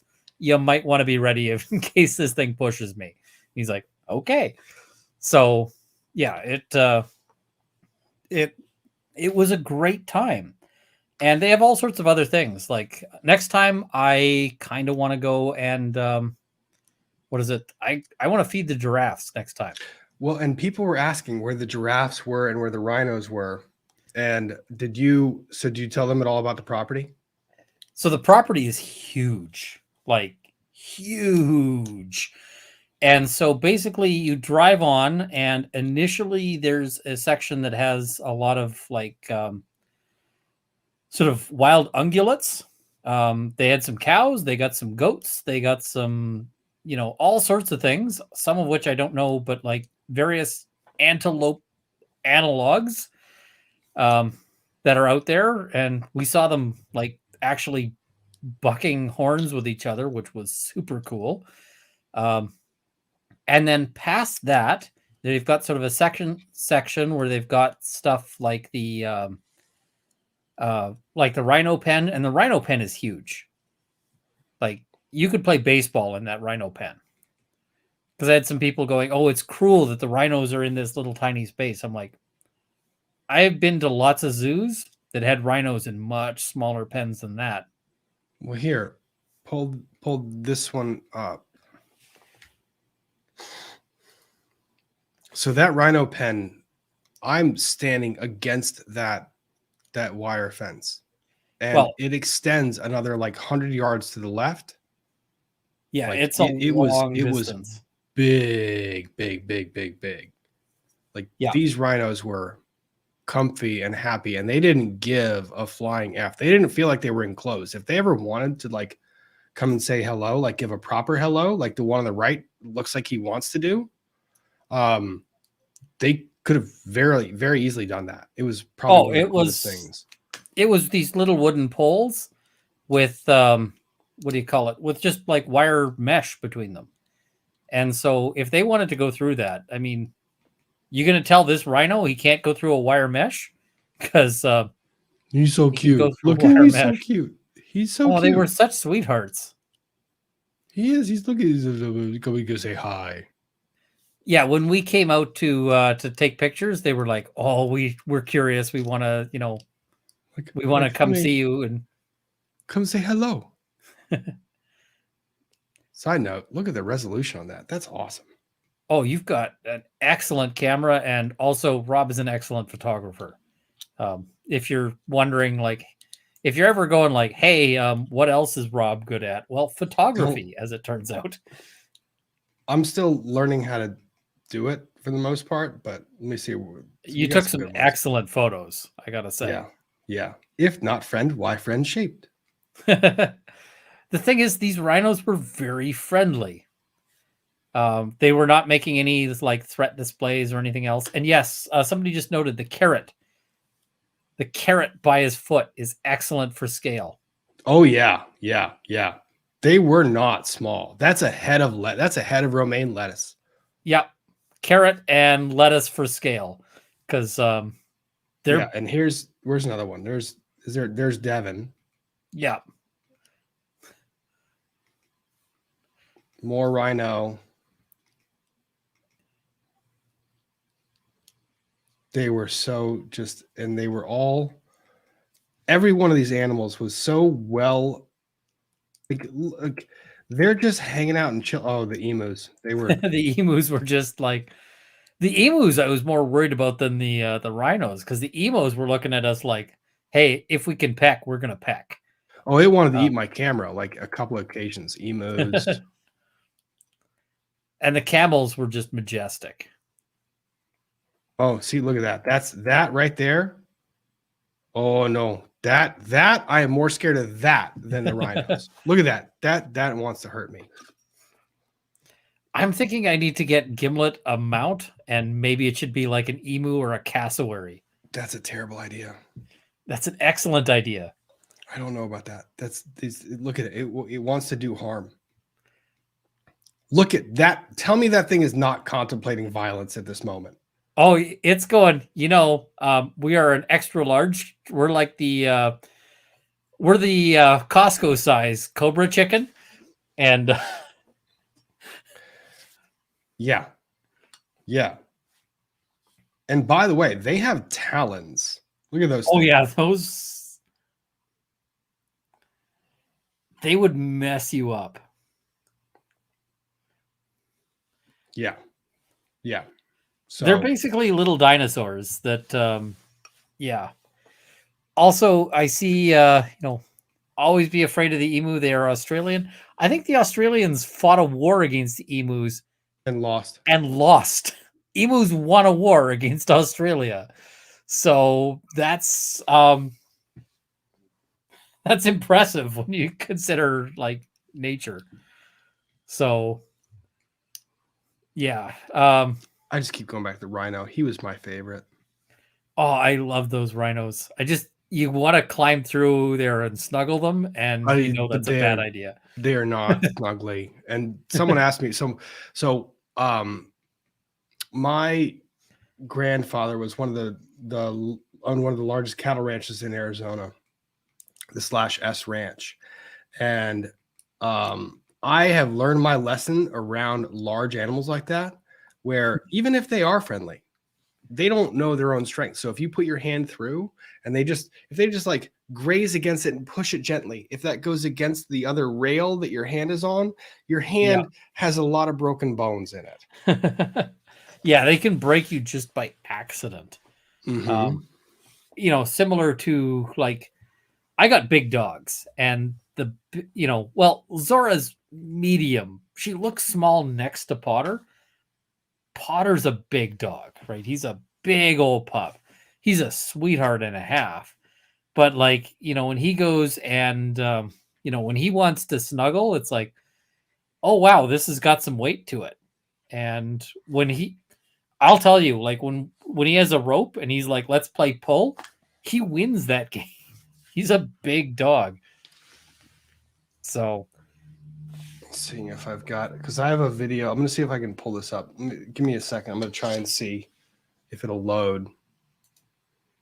But the Australians sent out a small group of soldiers with military weaponry, including a machine gun, and lost. Yeah. People are asking, how much does Potter weigh? I don't know. I think he's like 80 pounds.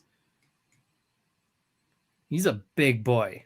Lots of bone, lots of, he's got a big skull. Who wins, emu or cassowary? Cassowary. Cassowary wins against most animals, I think. They're dinosaurs. Yeah.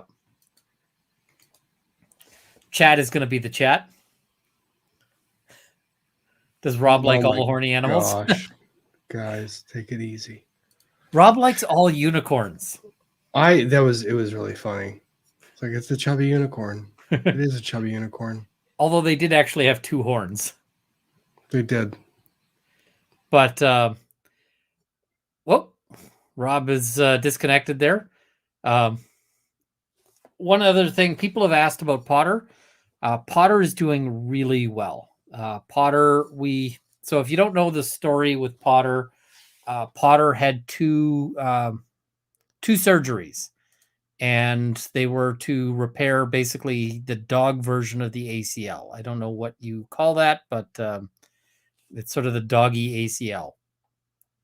And so, we'd seen that he was kind of limping. He was kind of struggling. He was kind of having a rough time. And so we took him off to the vet. And if people don't know who Potter is, let me introduce Potter. Here we go. That's Potter.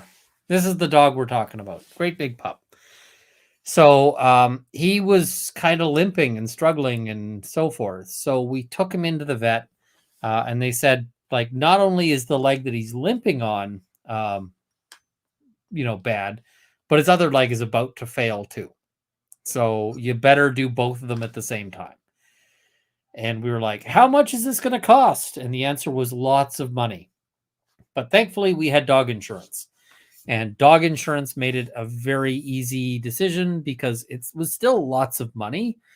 But it was an affordable lots of money. I see Cat Burgess noting the cranial cruciate ligament, or CCL, in the dog is the equivalent to the ACL in people. Thank you. So yeah, he's a very good dog. We love this dog. And so we took him to the vet. We were like, do the things, fix the dog. And they said, sure. So he went off to the vet, and he was very unhappy that they went and snipped. And so he came back, and he was really not happy with a bunch of things. First, he was not happy that, initially his legs were hurting, so he couldn't really do much. And he had to wear like the dog collar. So he couldn't go down the stairs. And so I spent a bunch of time sleeping on a mattress upstairs because I love this dog, and he was whining if I tried to sleep and, sleep downstairs where we normally sleep, because he couldn't follow and he wanted to be with people. So I was sleeping in a mattress next to him, and he still had a rough time. He was kind of whining during a bunch of the nights, but we got through that. Eventually, he was able to go down the stairs again, so I was able to sleep in a bed again. But he's slowly been building up his strength, slowly been recovering, and now he is fantastic. He's doing really well. I just let him out of the bed, and or let him outside earlier. He was running around in the snow. He's just doing his thing. So he's a wonderful pup. What is Potter's best trick? This thing he's doing right now in this picture where he lolls his tongue out and is so cute. So, yeah. Did you guys see Law Talk with Mike is almost at 100K? I did not see that. Go check out Law Talk with Mike. If you haven't subscribed, subscribe. Because, yeah, he's awesome. But, yeah, that's the pup update for Potter. A bunch of people on Twitter were asking. The update is basically he's doing really good. He's doing fantastic.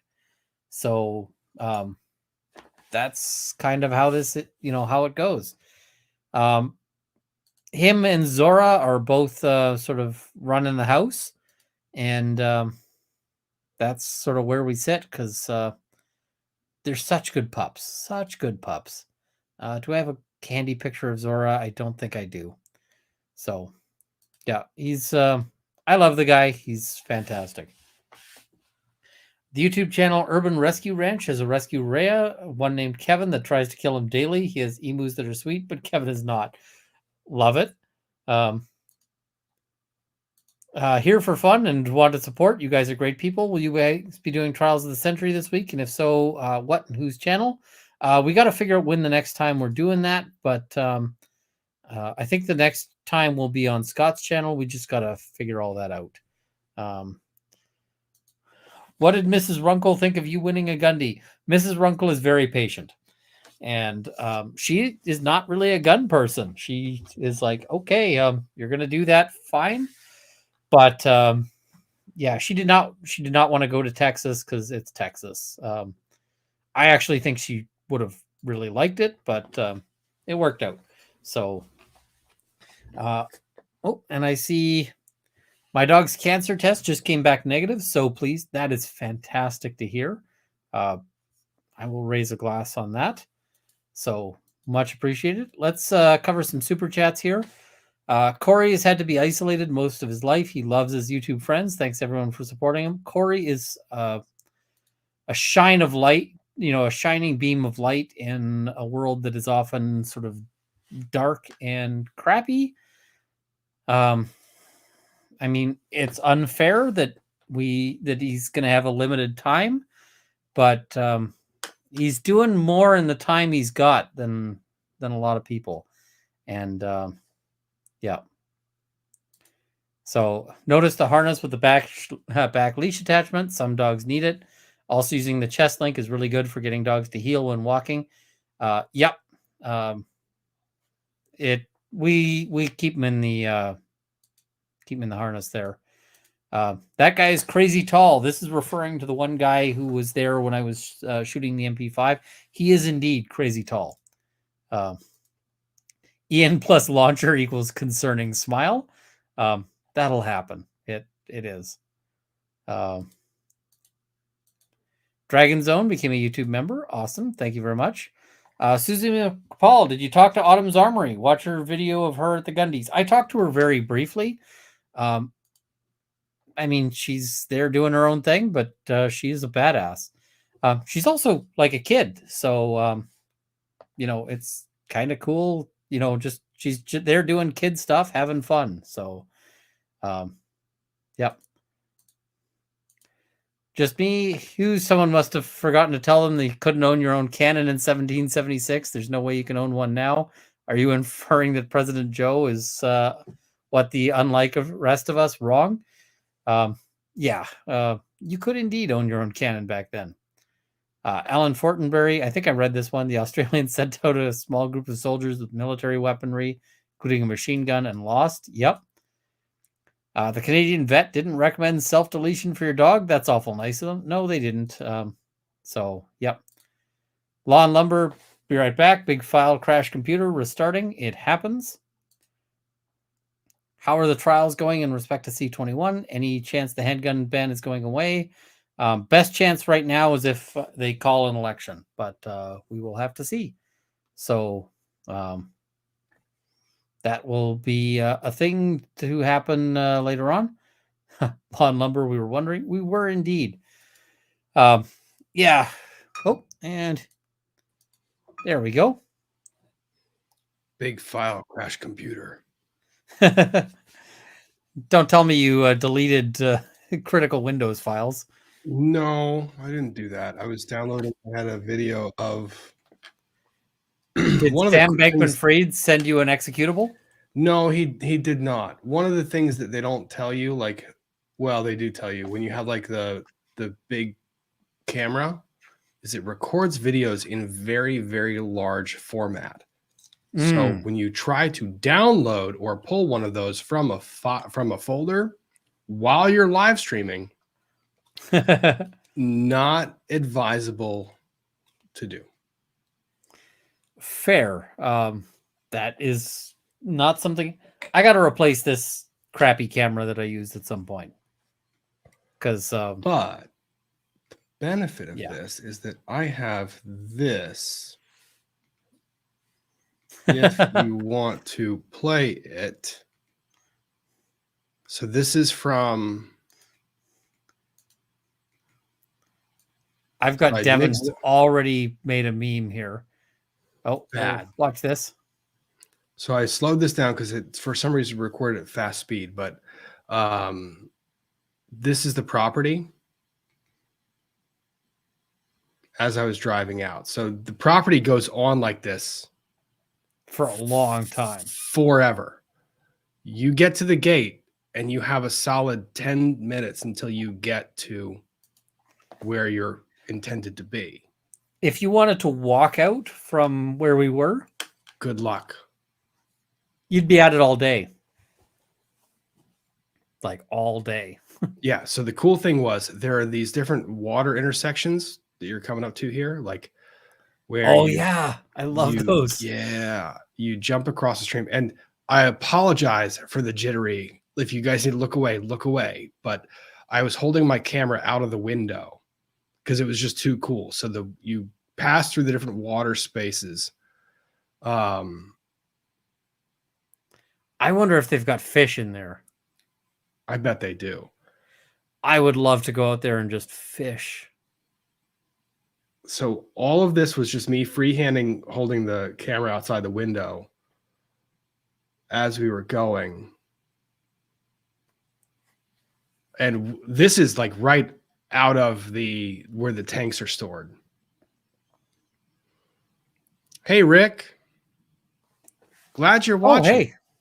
We pulled up animals and stuff. So now you're going to see the paddock. So this is where the emus are, and further back over there are where the giraffes are.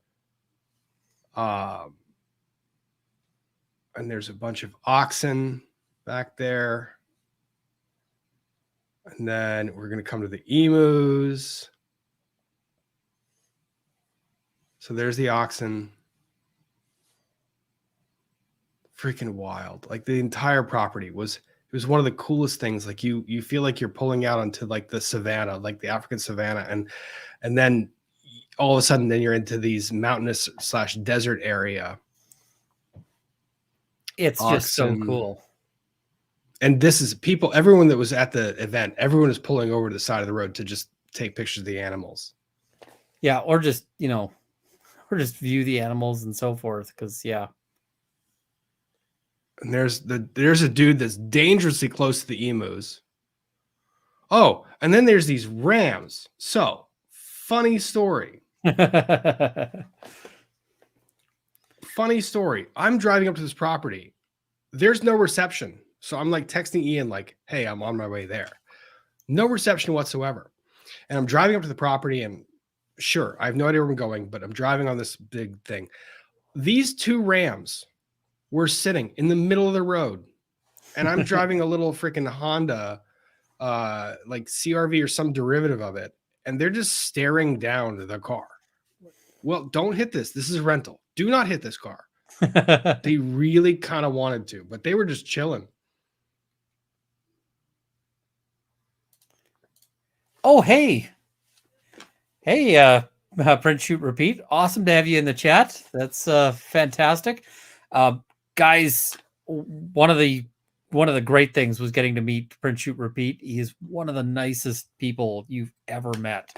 Oh, and he wants to see the thermals. I can pull the thermals out. Give me 2 seconds. Like, so just straight up.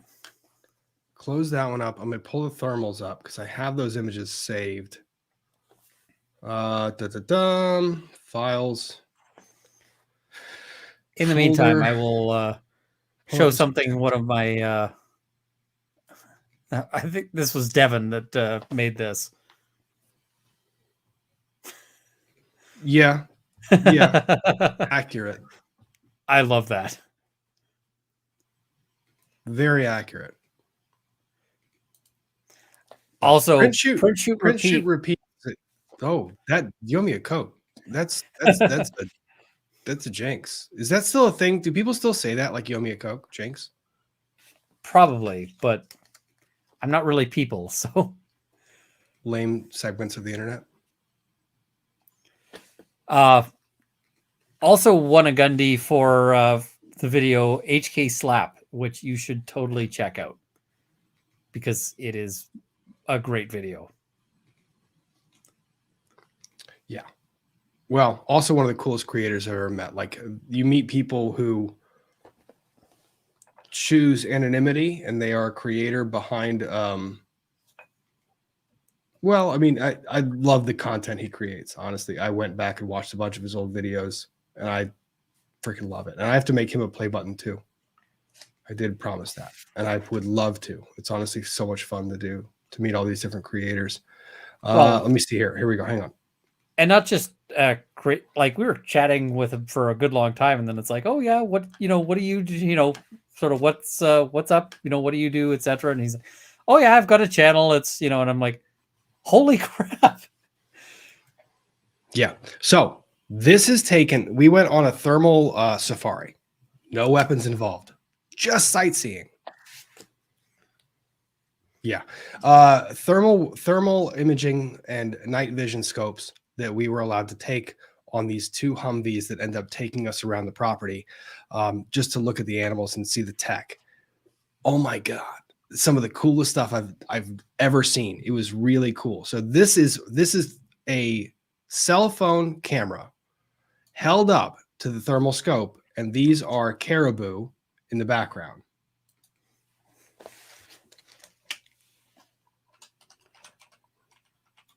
Could not open it because blah, blah, blah. The storage right now is being a bitch. Okay. Let me try another way. The white buffalo under night vision laying in the field was amazing. Right yes. There. Yeah, these two having a little meeting.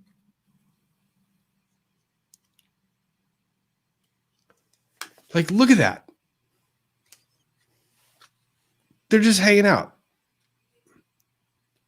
Yeah, and it's really cool to be able to just see them doing their thing. And honestly, I'm just glad that I'm glad I was able to kind of quasi stabilize the cell phone against the thermal so you could see it. Yeah, you think they know we're there? They're like, these MFers over here. I think they're being all slick.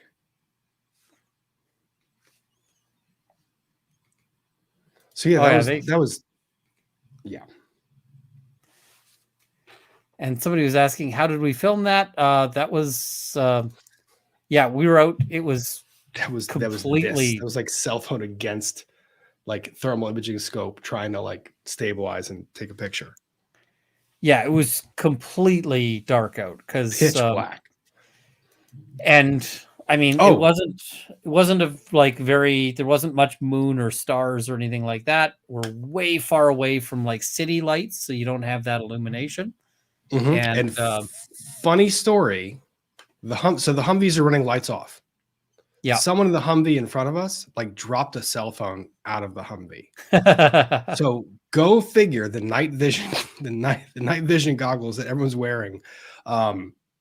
They served a second purpose, which was to go find the cell phone from some jackass who dropped it off the back of the Humvee. We found the cell phone. The cell phone was located. It was secured.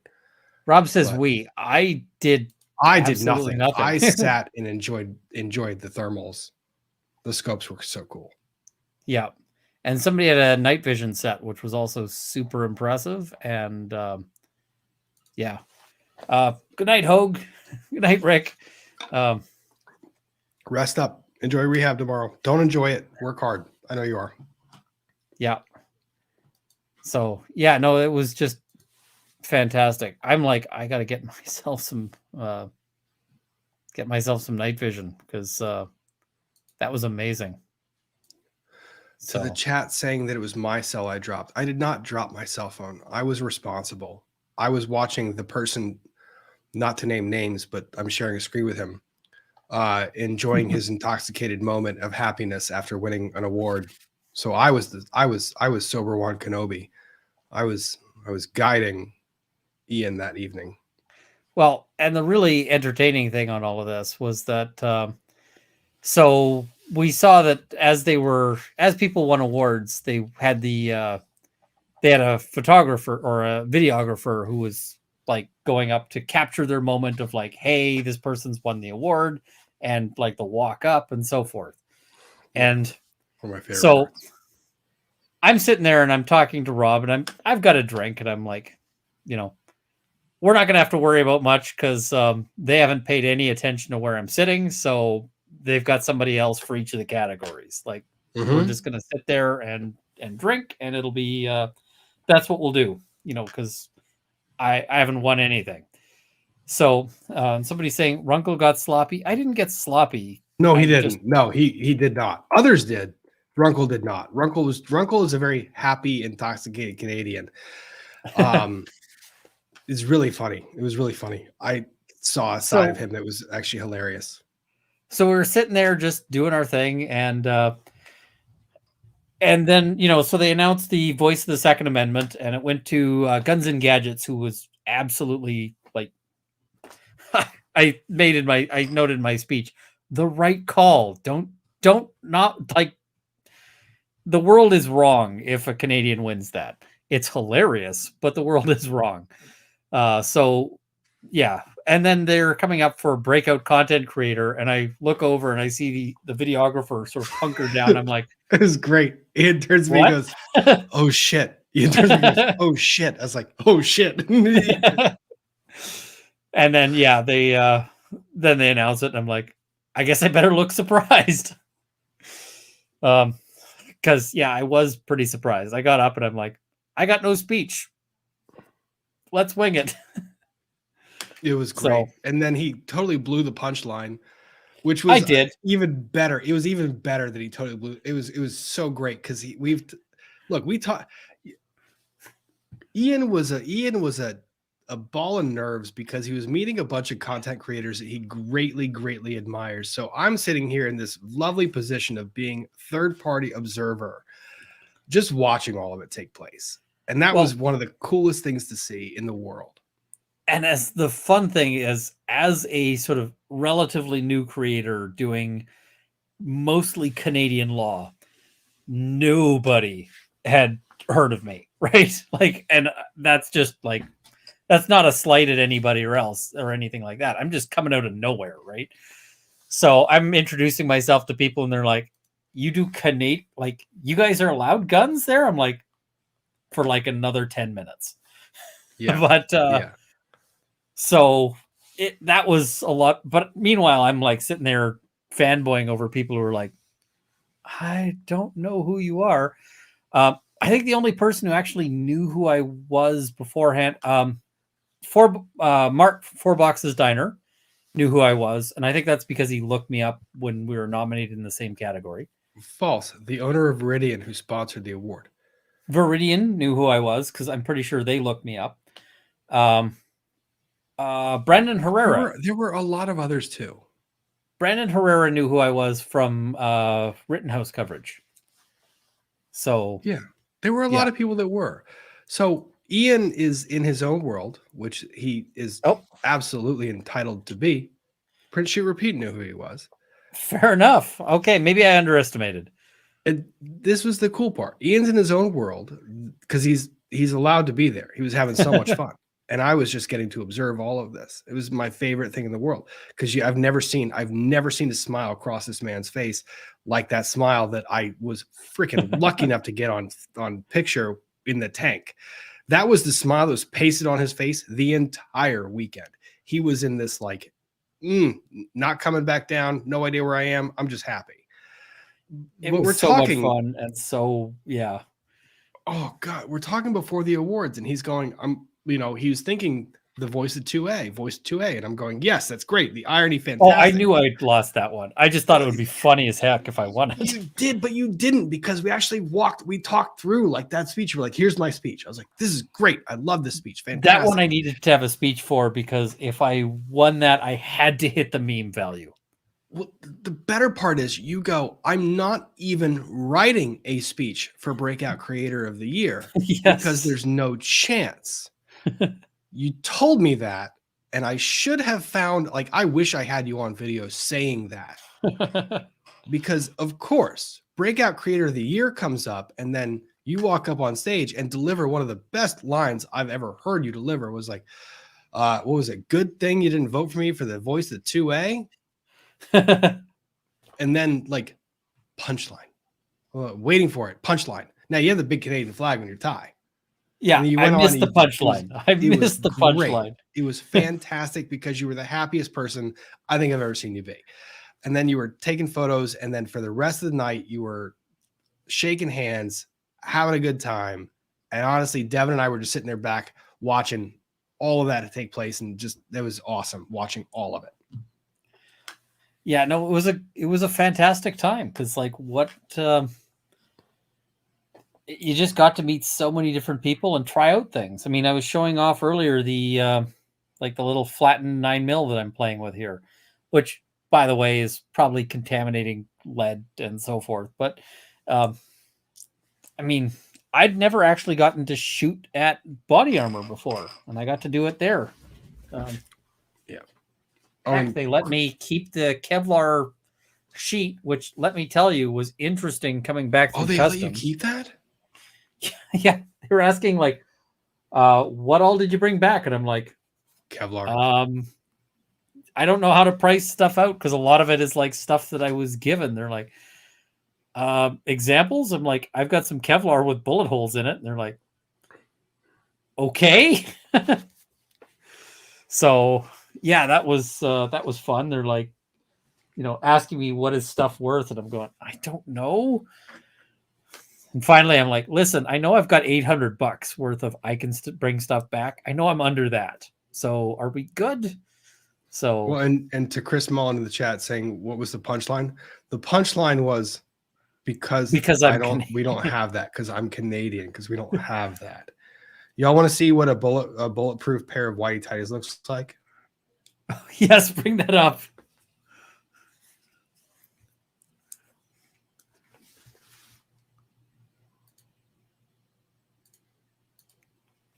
Yes, that is bulletproof underwear. Bulletproof underwear by bulletproof the same guys. Underwear. Hey, you know what? If you need it, you need it.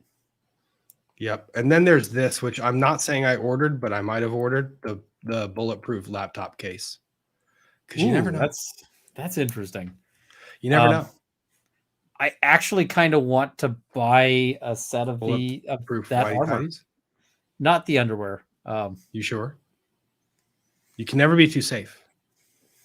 Mostly, but I feel like if you're going to have the bulletproof, underwear, it needs to cover more than just the junk. False, because I remember you telling me a story while we were there, specifically because Ian has stories that are in the back of his head that you guys don't get to hear. I get to hear them. So I share them because he forgets them. Ian told a story while we were talking about the bulletproof underwear, thus the picture of the bulletproof underwear, about what certain criminals do to certain types of offenders. Say, for example, pizza enthusiasts. It was mostly when gangsters shooting each other. Yes, they are, but they're shooting each other. And when they're shooting each other, they want to make sure that they're not going for the kill, but they want to make sure the mark is indelible. And that when the person is released from prison, they're no longer really a threat. Yeah, so they take aim at a certain part of your body. Yeah, and they did note this. Kentucky Ballistics approached them about the underwear. Yes, that's true, but it's still freaking cool. And somebody's saying, "Can you take the underwear off the screen?" Yes, we can take. Yeah, that's fair. I mean, if I was them, I probably would have gone. I mean, I'm all about the trolling. So if I was putting bulletproof tidy whities up there, I probably would have gone and bought like a candy bar and just sort of rubbed it along the back, just to really troll anybody who picks them up. Yeah. And Eddie, I completely agree with this. I want to live in Runkle's brain for the zingers and stories, the lost car keys and stuff. The thing is, Ian, they come up in moments in conversation you would not expect at all, which is why you always have to pay attention. I can't do it on purpose. It's just my brain and the weird directions it goes. And that's why I try to talk as much as possible, because it triggers something in your brain that says, so anyways, there's this story. And then we're left in fascination, just waiting for you to tell us the story. And Crafting Mama, thank you very much for the gifted memberships. It's but yeah, I mean, it's actually kind of funny because this Kevlar, just the bulk of it reminds me of like what prisoners will do. Prison armor, people will get like magazines and stuff, whatever they're allowed to read, like whatever reading material they're allowed. They'll sort of convert it into like underclothing armor sometimes, especially if they think something's about to go down. So you can actually see this in The Wire, where what's his name? The guy who robs the drug dealers ends up in prison, and they outfit him with the sort of the body armor there. But it's a thing that they do. But yeah. And somebody was asking, what is the car keys story? So when I moved to Edmonton, it's a great one. I didn't realize how cold Edmonton got. And Edmonton gets real cold. So I came from Vancouver. Vancouver does not get real cold. Vancouver gets to like, it is below freezing. And so it's really cold for us. But yeah, that's not really what cold is for Edmonton. So I was flying back and forth to Toronto because that was my work situation at the time. I flew to Toronto, flew back, and it was 40 below, which is real bad. And I thought, I'm going to walk to my car, which was parked in the cheap, like budget lot. I didn't think, hey, I'll take the shuttle there. I was like, it's not that far. I'll just walk. So I walked. And as I'm walking, I'm realizing this is actually really dangerous. I could die out here. It is stupid, stupid cold. So then I get to my car, and because my fingers are so cold, I fumble my car keys and they drop into snow. And so, like an idiot, I reach for them. And I'm sort of digging around in the snow when the part of my brain is like, you are doing a stupid thing. This is going to cause you permanent damage. So I then pull my hands out of the snow, carefully pull out the backup car key that I had because, this was the time before key fobs and all that. So it was just something I could tuck in my wallet. Open up the car, turn it on. I have the heater at max, and the heater at max is doing nothing. I'm sitting there using the cigarette lighter and trying to use it to warm my hands. Back when cars still had cigarette lighters.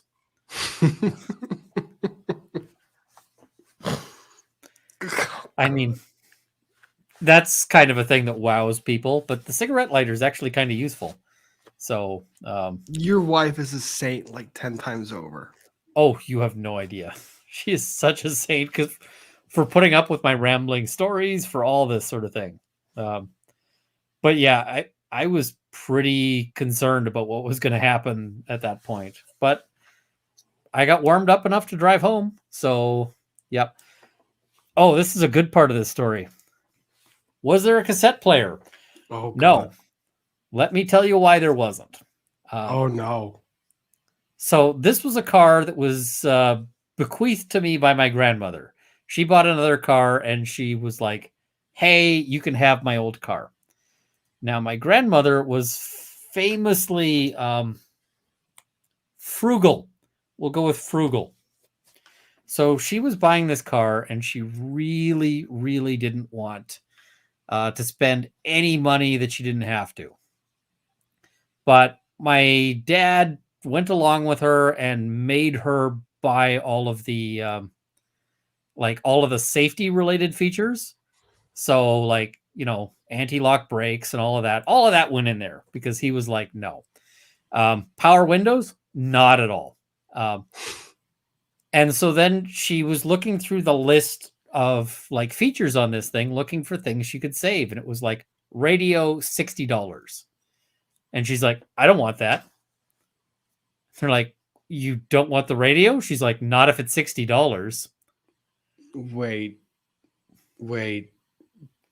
There is no device that plays sound of any type in your car? Well, this car that I no longer own this car. This car is like gone by this point. It later got how totaled. long? For how long did you own a car that played nothing? Like 8 years? You drove to all stretches of Canada because I know the trials you have. Yep, all You over the drove place. all over the place With a car with no radio. sound other than the wind, cold. Yep. But she made them take it out. And like they were like, please take this radio. They bargained down to $10 for this radio. Oh, my God. And she was like, nope. If it's free, it can go in, but if you're gonna make me pay for it, no deal. So they took the radio out, and it was just like where the radio was, there was like a plastic compartment where you could just like keep change and stuff. You know what you can put in that plastic compartment when you have the car bequeathed to you? A radio? Yeah. Actually, installing the radio into it was going to be way more expensive because I think out of spite, they actually took out the wiring. What did you do on like the 5-hour car rides to the different locations that you have trials?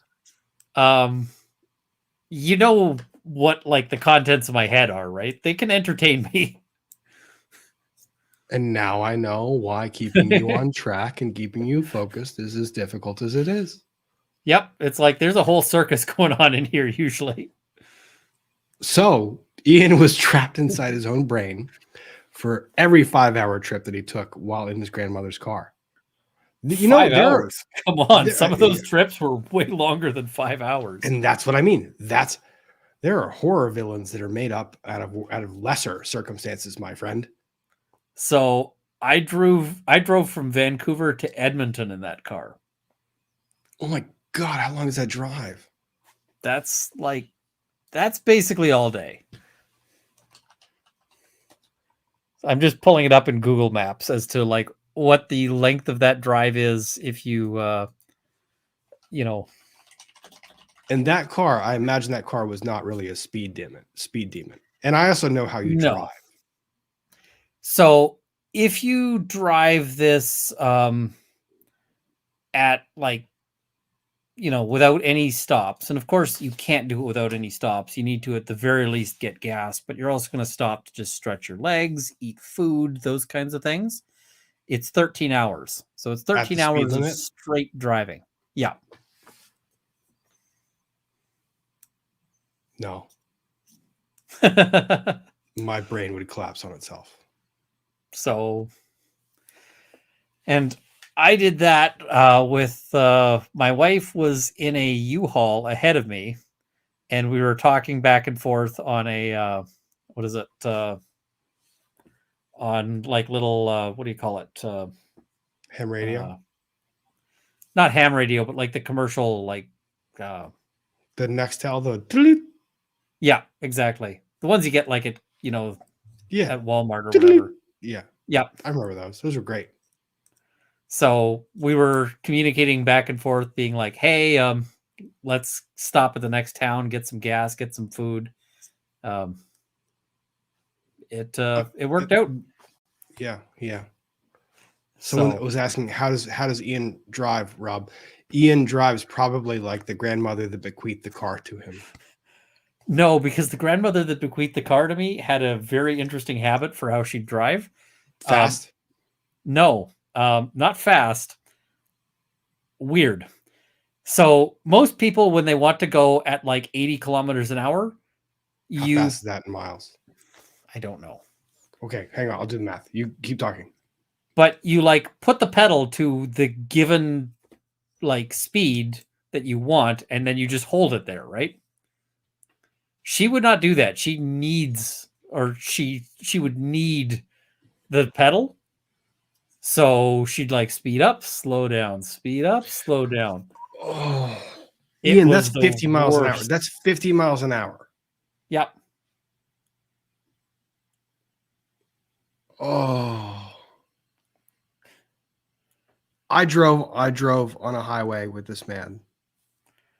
Ian, I mean, I love you. usually I love you. drive I the speed get limit it. or like 10 kilometers above. I get it. Like I understand. Ian, I love you like a brother, but I was a passenger in a vehicle with this man on a California highway. And I tell you, I have never felt pain like driving 45 miles an hour in the right-hand lane on a California in a 45 highway. zone. It was in a 60. It was a 55. It was not just 45. I was going the limit, man. I'm sorry. Unless there was like traffic in front of me, and then in which case I was going the speed of the traffic in front of me. You know who drove in Texas? You know who drove in Texas? Me. You know who got to the site on time? Me. Well, you got there half a day late. I did. I did, but I got to every event on time. No problem. That is true. So yeah, it was a fun time. But yeah, no, that car eventually I took it in for servicing, and they left the cap off the transmission fluid, and that was the end of that car. Oh, good night.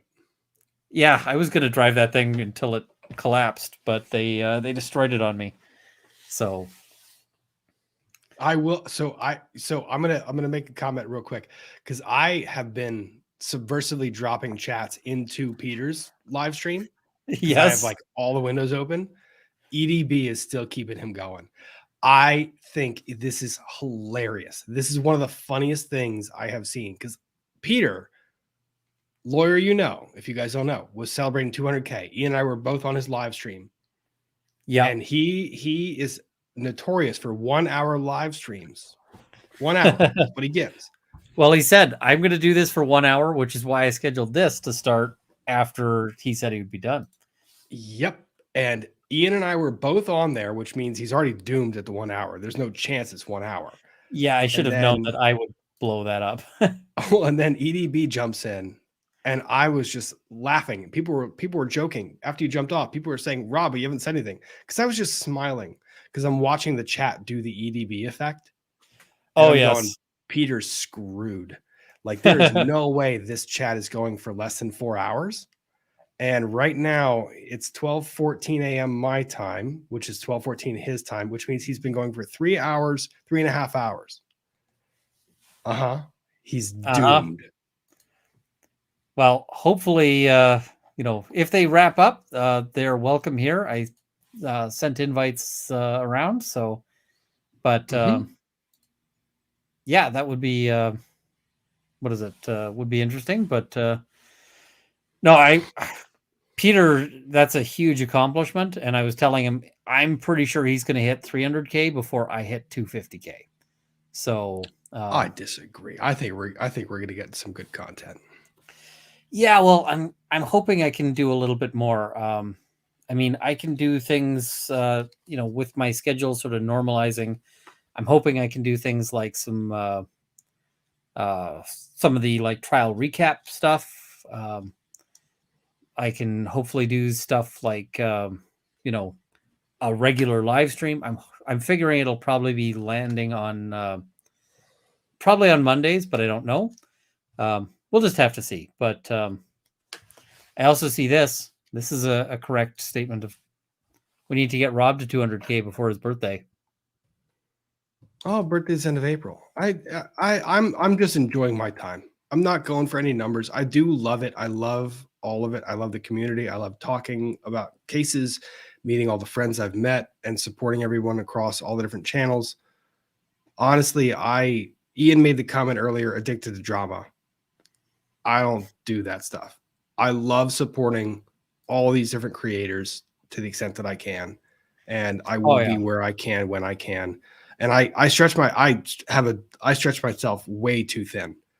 Like I have work tomorrow, and that's gonna hurt, but I tried my best to do what I can. Everybody knows that I don't sleep enough. I sort of rock the like 4 hours of sleep, and it just kind of is my life these days. Sleeping in the sleeping on concrete on occasion, that's been fun. And it's what is it? It's been interesting, but yeah, I'm hoping to get sort of things to a place where I can do something a little more regular, and yeah. So well, you're there. You're there. It's just a matter of doing it. Yeah. So yeah, that what do you call it? The new job transition is going to make it easier for you. Yeah, so I managed to sort of rearrange things so that now I can do like 8 to 4, and yeah, that's that'll be nice. We've got a question here that's a useful one here. What is it? So I'm looking at the requirements in Canada to become a police officer where I live, and most of the departments in Ontario don't require new police recruits to have the restricted PAL. Do you know why? Being a police officer lets you carry the firearms without it, and some departments actually don't like their people to have gun permits. So you got to be aware of that too. Yeah. Why is that? Because they think that you might be a gun owner and that you might. Canada. Yeah. Whereas I'm like, I kind of want somebody to be practiced, because quite frankly, I want every police officer to be able to drop 10 rounds into a small target under stress 10 times out of 10. Right? You can't do that unless you're firing your weapon. Like the number of rounds you have to fire on a weekly basis to maintain that level of proficiency is. You gotta actually go out and do it, right? So yeah, it's you got to make sure that you put in that practice, and the officers don't get the time, right? They don't get the ammo. You have to translate PAL. What is the acronym? Possession and acquisition license. So it's the firearms license. So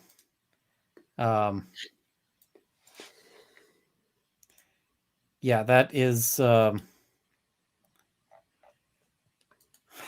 that, it's chaotic, and unfortunately it results in officers doing dumb stuff with guns. So what I mean by that is I've seen officers, for instance, charge somebody for having a loaded gun when it just had snap caps. And snap caps are just like dummy ammunition that you might put in there to to test fire or dry fire. So I've seen situations where people have been charged for having snap caps in their firearm when in fact they're charged as if it was live ammunition, which is nuts. Yeah, and I've seen this. No money given to police to shoot and train. Really bad. In one club I am a member, a detective asked his best friend to train him to qualify. Yep. That is scary. That is scary. Our cops need to qualify once a year. It's 25 rounds at the range, and if they don't kill anyone, they pretty much pass. It's scary. Oh. I've heard of departments being like 100 rounds a year. And yeah. Like, I have not been shooting this past year, and I have shot more rounds I can't say per week, per every other week than that. But I mean, this is also, I just recently covered a case where an officer decided he was going to go hunting midway, like he was on his shift and he decided he was going to go hunting with his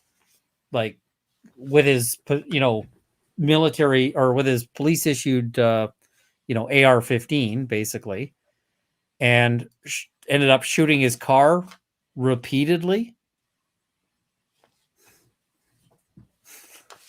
So, it's because he doesn't understand height over bore, because he doesn't get to practice with his gun enough, and he doesn't sort of know what he's doing.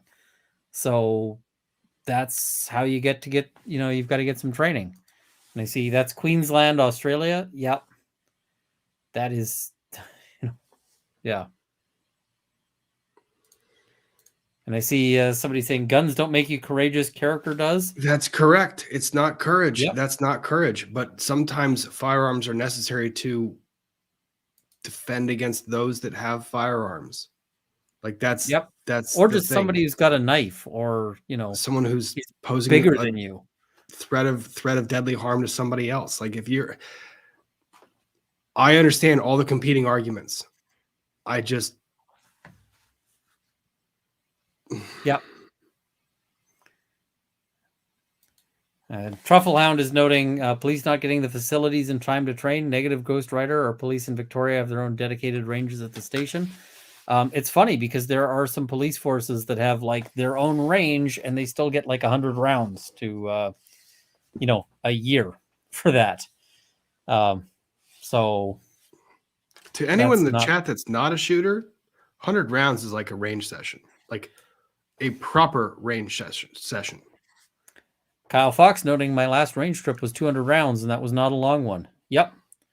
I've gone out shooting and, you just, you go through way more than that in a day, right? It's like competition shooting. They're like, please bring like 200 rounds of, this, please bring 400 rounds of that, please bring 50 rounds of the other, right? It's really, and that's just for like 1 day's competition shooting. So no, I think to the chat, I think what Ian was saying, 100 rounds for each person per year. That's their allotment. Yeah, 100 rounds per person per year. It's just not fantastic. Because, is ammunition cheapish? Depends on the gun, right? Depends on the caliber of the ammo, because prices range dramatically. Used to be you could shoot 22 long rifle for like a nickel a round. Now it's a little more expensive. And you can still get 9 mil still pretty cheap. Yeah, it's still pretty cheap, but it's not as cheap as 22. No, that's true. But like if you want to shoot something that's a little larger, or especially if you want to shoot something that's a little more esoteric, it'll cost you. So, yep. Trufflehound noting our local police rifle range is constantly in use, very professional. I was just in there with the architect that doesn't understand gravity. I'm guessing that the architect who doesn't understand gravity is trying to build some really awesome structure that engineering is saying, how does that stay in the air other than magic? Because magic is not the magic cannot be the fundamental basis of that. Cerebellum, what will happen to your practice of law and firearms, etc., if all guns are banned in Canada? It'll get busier. Yep. There's nothing that, I defend all sorts of files, so I'm still gonna have work to do. Plus, there's no more guarantee. Rather, there's no more significant guarantee that you're going to be handling more unlawful possessions of firearms than when a bunch of bans. Yeah. State bans the firearms. And some of those are going to be, I would say a majority of those are going to be proper unlawful, not like the people that just held over. Oh, the thing is if they ban everything, there's going to still be a ton of farmers going, they what now? What do you mean my rifle is banned? I've been using this since forever. And it's like, well, they banned it. So,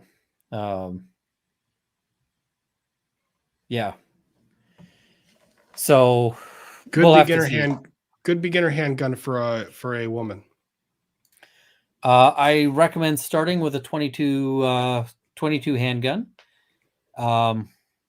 Just because A, they're cheap, B, they don't have a whole lot of recoil. Next thing on that is go and try some out, because really the thing is how do they feel in your hand?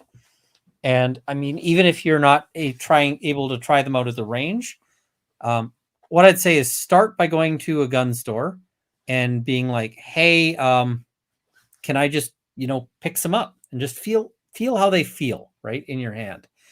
And then once you have a few models that you like, try to find somebody who's got those and give them a try, see what they're going on. Am I completely out of line? Because I always wondered about this. I grew up, and it was Boy Scouts, then it was my grandfather and my uncles. I grew up shooting rifles, and I think the comfort learning firearms with a rifle, a two-handed, like something that is a long barrel, where it's pointing, easy to protect yourself and maintain safety protocols. Yeah. Becoming comfortable with the use of firearms with that, like a 22 rifle or a 410, something small, and then switching to a handgun after you've at least established a little bit of comfort and it doesn't scare the hell out of you. But if you want to try, out a handgun, there's nothing wrong with that. I just recommend starting on a small one. I'd also recommend a semi-auto handgun if you're starting on a handgun. If you want to start with a rifle, the 1022 is a great starter gun. It's a semi-auto 22 caliber, yeah. Get one that doesn't jam. My Ruger 1022 hasn't had any jamming problems. I also note this: please take formal gun safety training if just starting out. Yes. Yep. Although my the first gun I bought was actually a CZ 452, which is a bolt action 22. I still own it. It's a good gun, but it's a good gun there. Agree with Rob. Starting on a rifle is the way to go. Like learning to drive manual, teaches a lot and builds confidence. Yep. I also kind of, it can be useful to start with iron sights if you feel like it, although you may not enjoy that as much. Learn iron sights. Learn iron sights because you then learn a lot about very basic aim, like just the most basic aim. Yeah. Iron sights have to teach you a little bit more about, how to think about things like, how the barrel is moving. right? Because I think it's really kind of a useful thing to learn on. But that said, I mean, if you don't like the irons, it's perfectly fine to learn with a scope and so forth. But if you're learning with optics, you also got to with it, whatever you're learning with, you also have to learn to tune it. So get it dialed in and so forth. Yeah, CZ452 is beyond excellent. It's just an accurate shooting, good, solid gun. What is the hardest kicking gun you ever shot? Colt. Yeah, it depends on whether we're talking handguns or long guns. 10 gauge is that one's not expecting it when I first shot one. I got a 12 gauge, and but this one that I got was like the skeletonized, so it's low weight and it has a metal stock. Somebody handed that to me. It was not fun to shoot at all. No. Is it? I'll talk to my buddy. He owns Tundra Supplies in Edmonton, Alberta. Say hi. I know exactly who you're talking about. He's a good guy. So yeah, I mean, Canada, our legal system has been in some chaos at the moment, but we've also got a story that is a little unpleasant, which is there was an SA allegation and charge at a women's prison.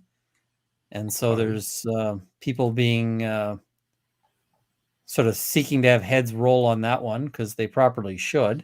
Because, how does that happen?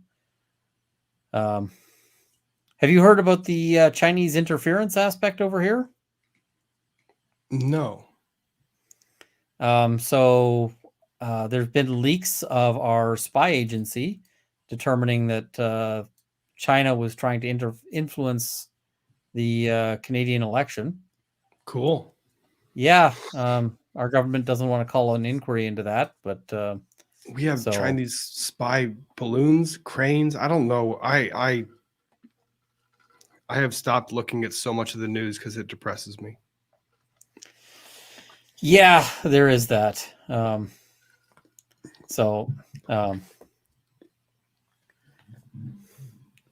the other thing that a lot of people have been commenting on. So out here, the Alberta Justice Minister is actually facing facing a Law Society complaint, facing hearings over at the Law Society. So, yeah. Now, that's sort of a big thing, but one of the things that's interesting is that there's been a lot of argument going on right now because that matter was just adjourned until after the next provincial election, because we're coming up to a provincial election soon here in Alberta. And so there's a lot of people who are alleging that there is interference, that they're specifically trying to make sure that this happens after the election. Well, here's the thing on that. It's 6 months for a 3-day hearing. What do you think of scheduling a 3-day hearing within 6 months? That's fast. That is fast. That's fast. The guy who wrote the newspaper article on it was basically saying that it's really a split message in his replies between like members of the public who are like, oh my God, this is a controversy, and lawyers going, how the heck did they get a 3-day time window between an assigned judge and 2 sets of lawyers? Like, that is real fast. No. So I'm thinking about my calendar. The last 3-day I had that I scheduled scheduling conference was about a month ago, and I'm in October. Yeah, I mean, right now, if you tried to schedule a 3-day criminal trial, you'd probably be looking at February. So, yeah. that I think is kind of interesting.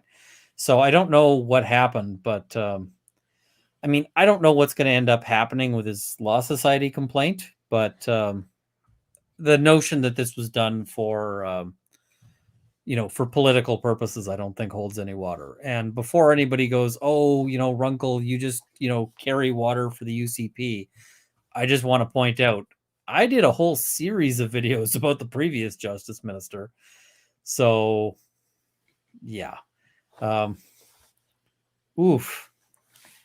I was offered to shoot a 500 Magnum Smith & Wesson with custom Ouch. loads.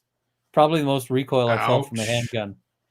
Yeah, that's the kind of thing where I'd be asking to load one, because I'm it's asking like, for a wrist brace. yeah, well, I'm just asking, like, can I just load one? Because I don't know if I'm going to be holding on to this at the end of things.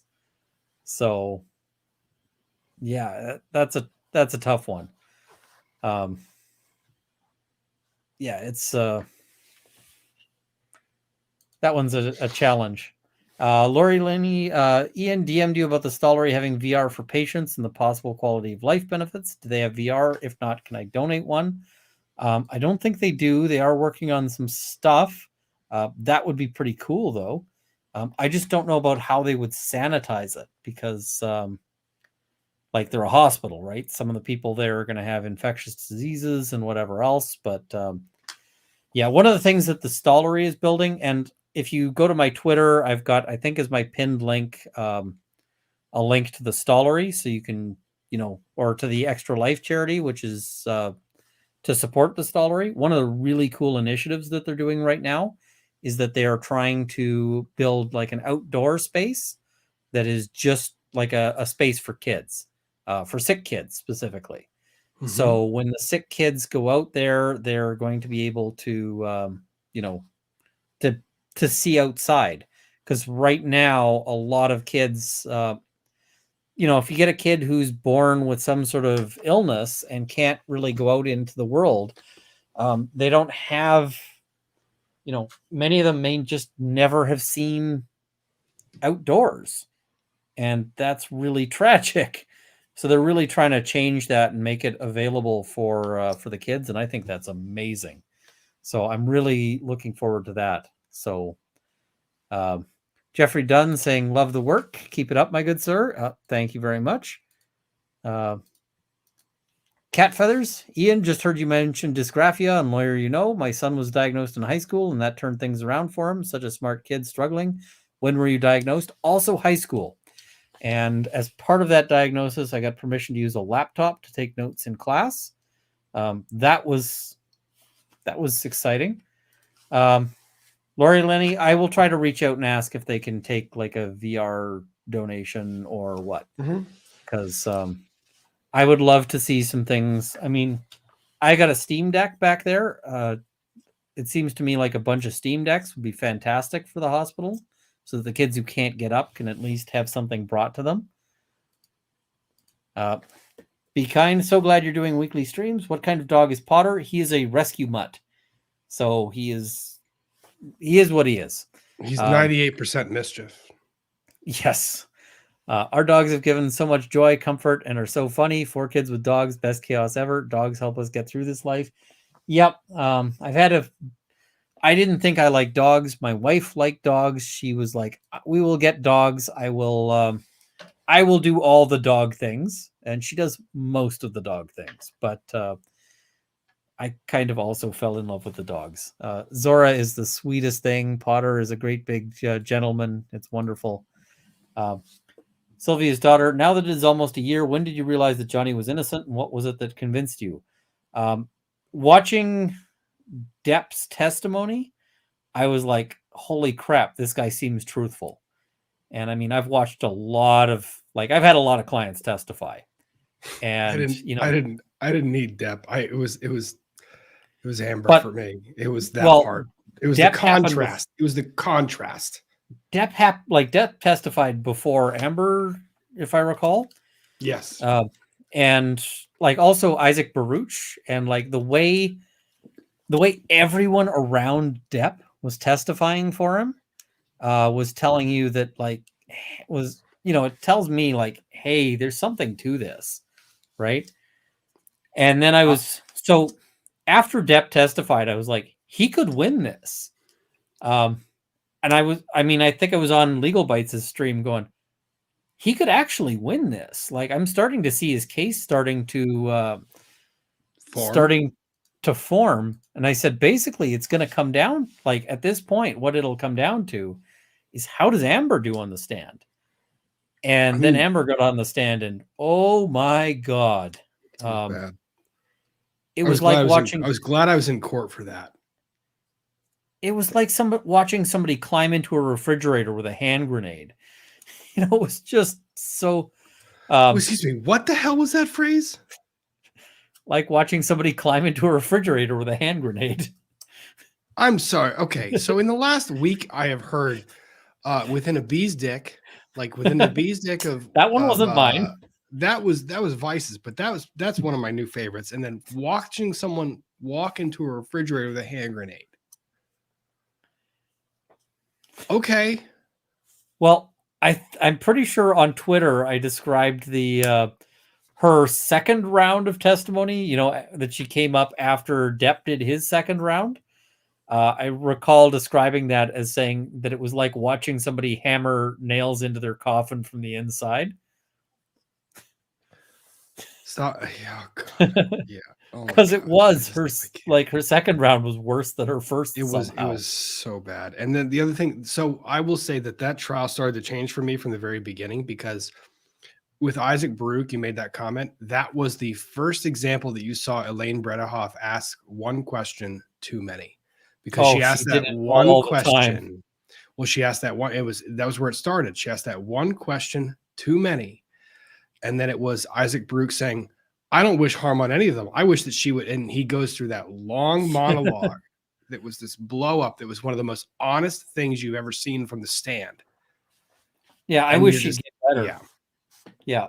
I mean, I think Elaine fundamentally had the problem that she believed in her client too much. And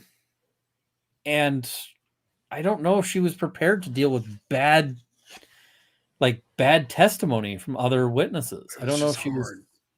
So, yeah. I don't know if that was something that she was ready for. Some Luna Freya asking, is your stream going to be over before Peter's? I don't know. I'm going to go until I don't feel like going anymore. So we'll see.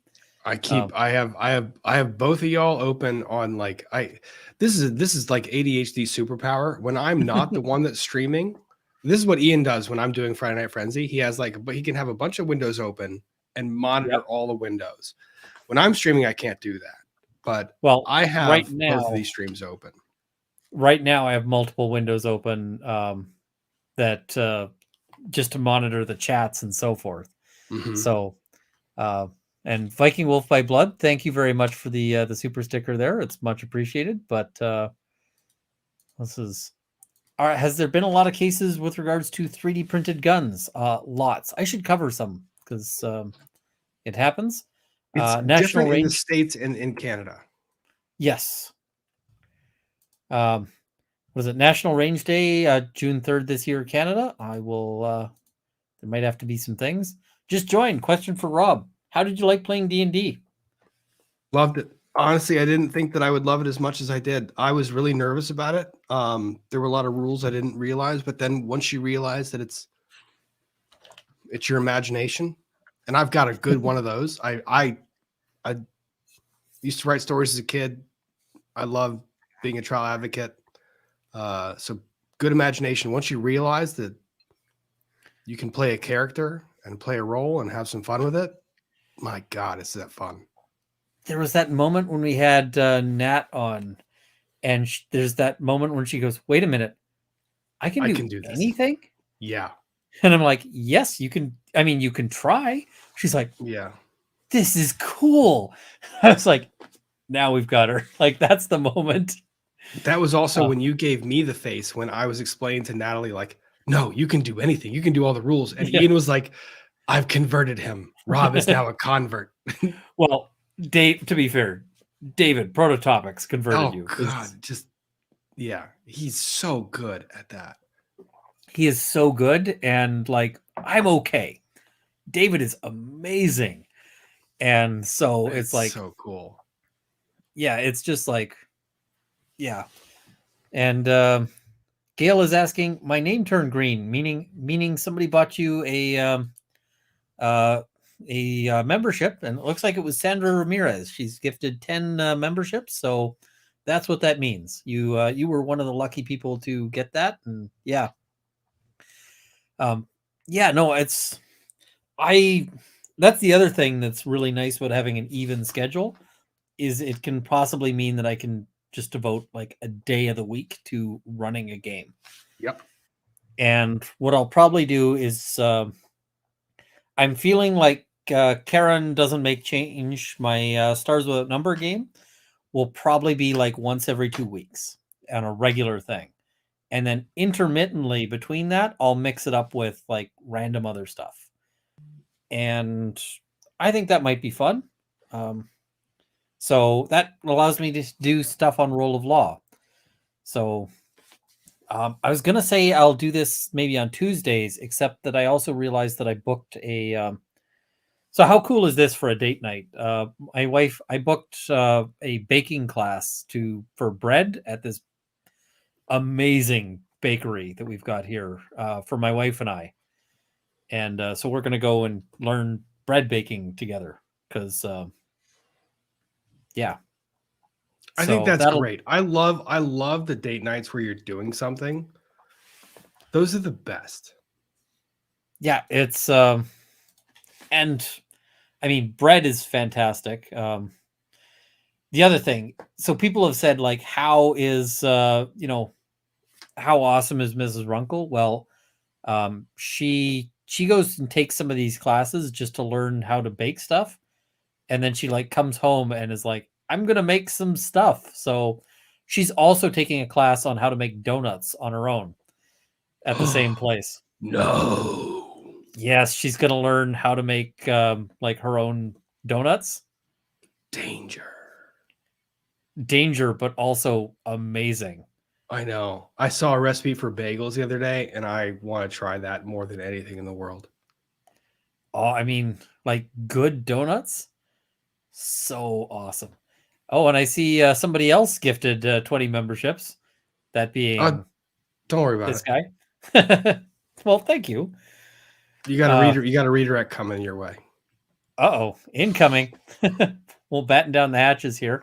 Does that mean Lawyer You Know is finally wrapping up? I think poor Peter Tragos, Lawyer You Know, is dead. And I did drop him a super chat right at 4 hours, and I was like, 4 hours, boom, make it official. Yep. Yeah. Oh, there we go. That just landed. Told you. Yeah, I mean, I'm a big fan of the whole baked goods thing because good donuts are amazing. Bagels though, come on, good bagels are amazing. Yeah, so that's the thing. Bagels are particular because you can have good bagels and bad bagels, and problem is if someone hasn't had a good bagel, they think all bagels are good. No, there's a really very vast disparity between like New York deli bagel and all other bagels. Yeah, and I mean, I will tell you one of my favorite things. So I ended up at this little tiny sort of spot, and believe it or not, this was in Paris. So like this is the last place you'd think of finding a good bagel. But this bakery was like, I went in there, trying to find something just as I was shutting down, or just as they were shutting down. And they were like, all we've got are bagels and like cream cheese and capers and smoked salmon. Good. Where's my seat? And I was like, and they're like, you have to get it to go. We're shutting down. Right. And I was like, okay. So I was like, I'll have 2. They ended up giving me like 5 because they just stuffed extras in there because they were going to throw them out. The hunger I have right now. So I walked over to just like a green space, and I was just eating and just, oh man, it was so. I ate all 5 of them, and I felt like I was gonna die of like food overdose. So here's another thing the French have gotten completely right. I'm not going to say this a lot. So just own the moment. So here's something the French got completely right. Cheese and wine for dessert. Freaking Yes. fantastic. Oh my God, there is nothing better to end a meal than, and that's the thing. Like all of my friends, we go out to dinner and they want the dessert menu and they want all the cakes and the sweets and all the things. And I say, Oh, give me a I like glass of wine. savory. Give me a glass of wine. And when they have a dessert cheese menu with the wine, whew, I'll be there for hours. You are not getting me out of that restaurant for quite some time. I am all about the savory as opposed to the sweet. So yeah, when I see the would you try the bagel flavored ice cream at Kind Ice Cream, I absolutely would. I'm the sort of person who I see something weird on a menu and I'm like, I'm getting that, please. Um, there was a place, it was an Afghan restaurant here, and I was actually kind of sad because they went out of business before I got to try their one signature dish. And the problem is that you had to order it ahead of time and you wouldn't necessarily, and they weren't always able to get it, but it was a soup made with an entire goat head. Oh, okay. I tried Sure. ordering it and they couldn't get it each time. And I was like, oh my God. And That's fair. yeah, but I was totally down to try it because once I saw that on the menu, I was like, yeah, I will totally try that because Well, but all of this has kind of lent itself to how I approach all these big family meals now. So Thanksgiving or Christmas. I have now gone towards the methodology of no more fine china, paper plates, and nice plasticware, right? oh, And I'll fine order the china. stuff. It's always junk because then you spend for me, dining is an experience start to finish. I love food. I love dining. I love talking. I love meals. And I love meals that last 3+ hours. And the thing is, when you finish one of those big meals, it's a home cooked meal. If there's plates that are anything other than throw in the trash, someone gets up from the table and does dishes, and then it breaks up all of the conversation that was happening during dinner. And that's Yeah. the purpose of dinner, is having the conversation. And I want like 6 bottles of wine at the table.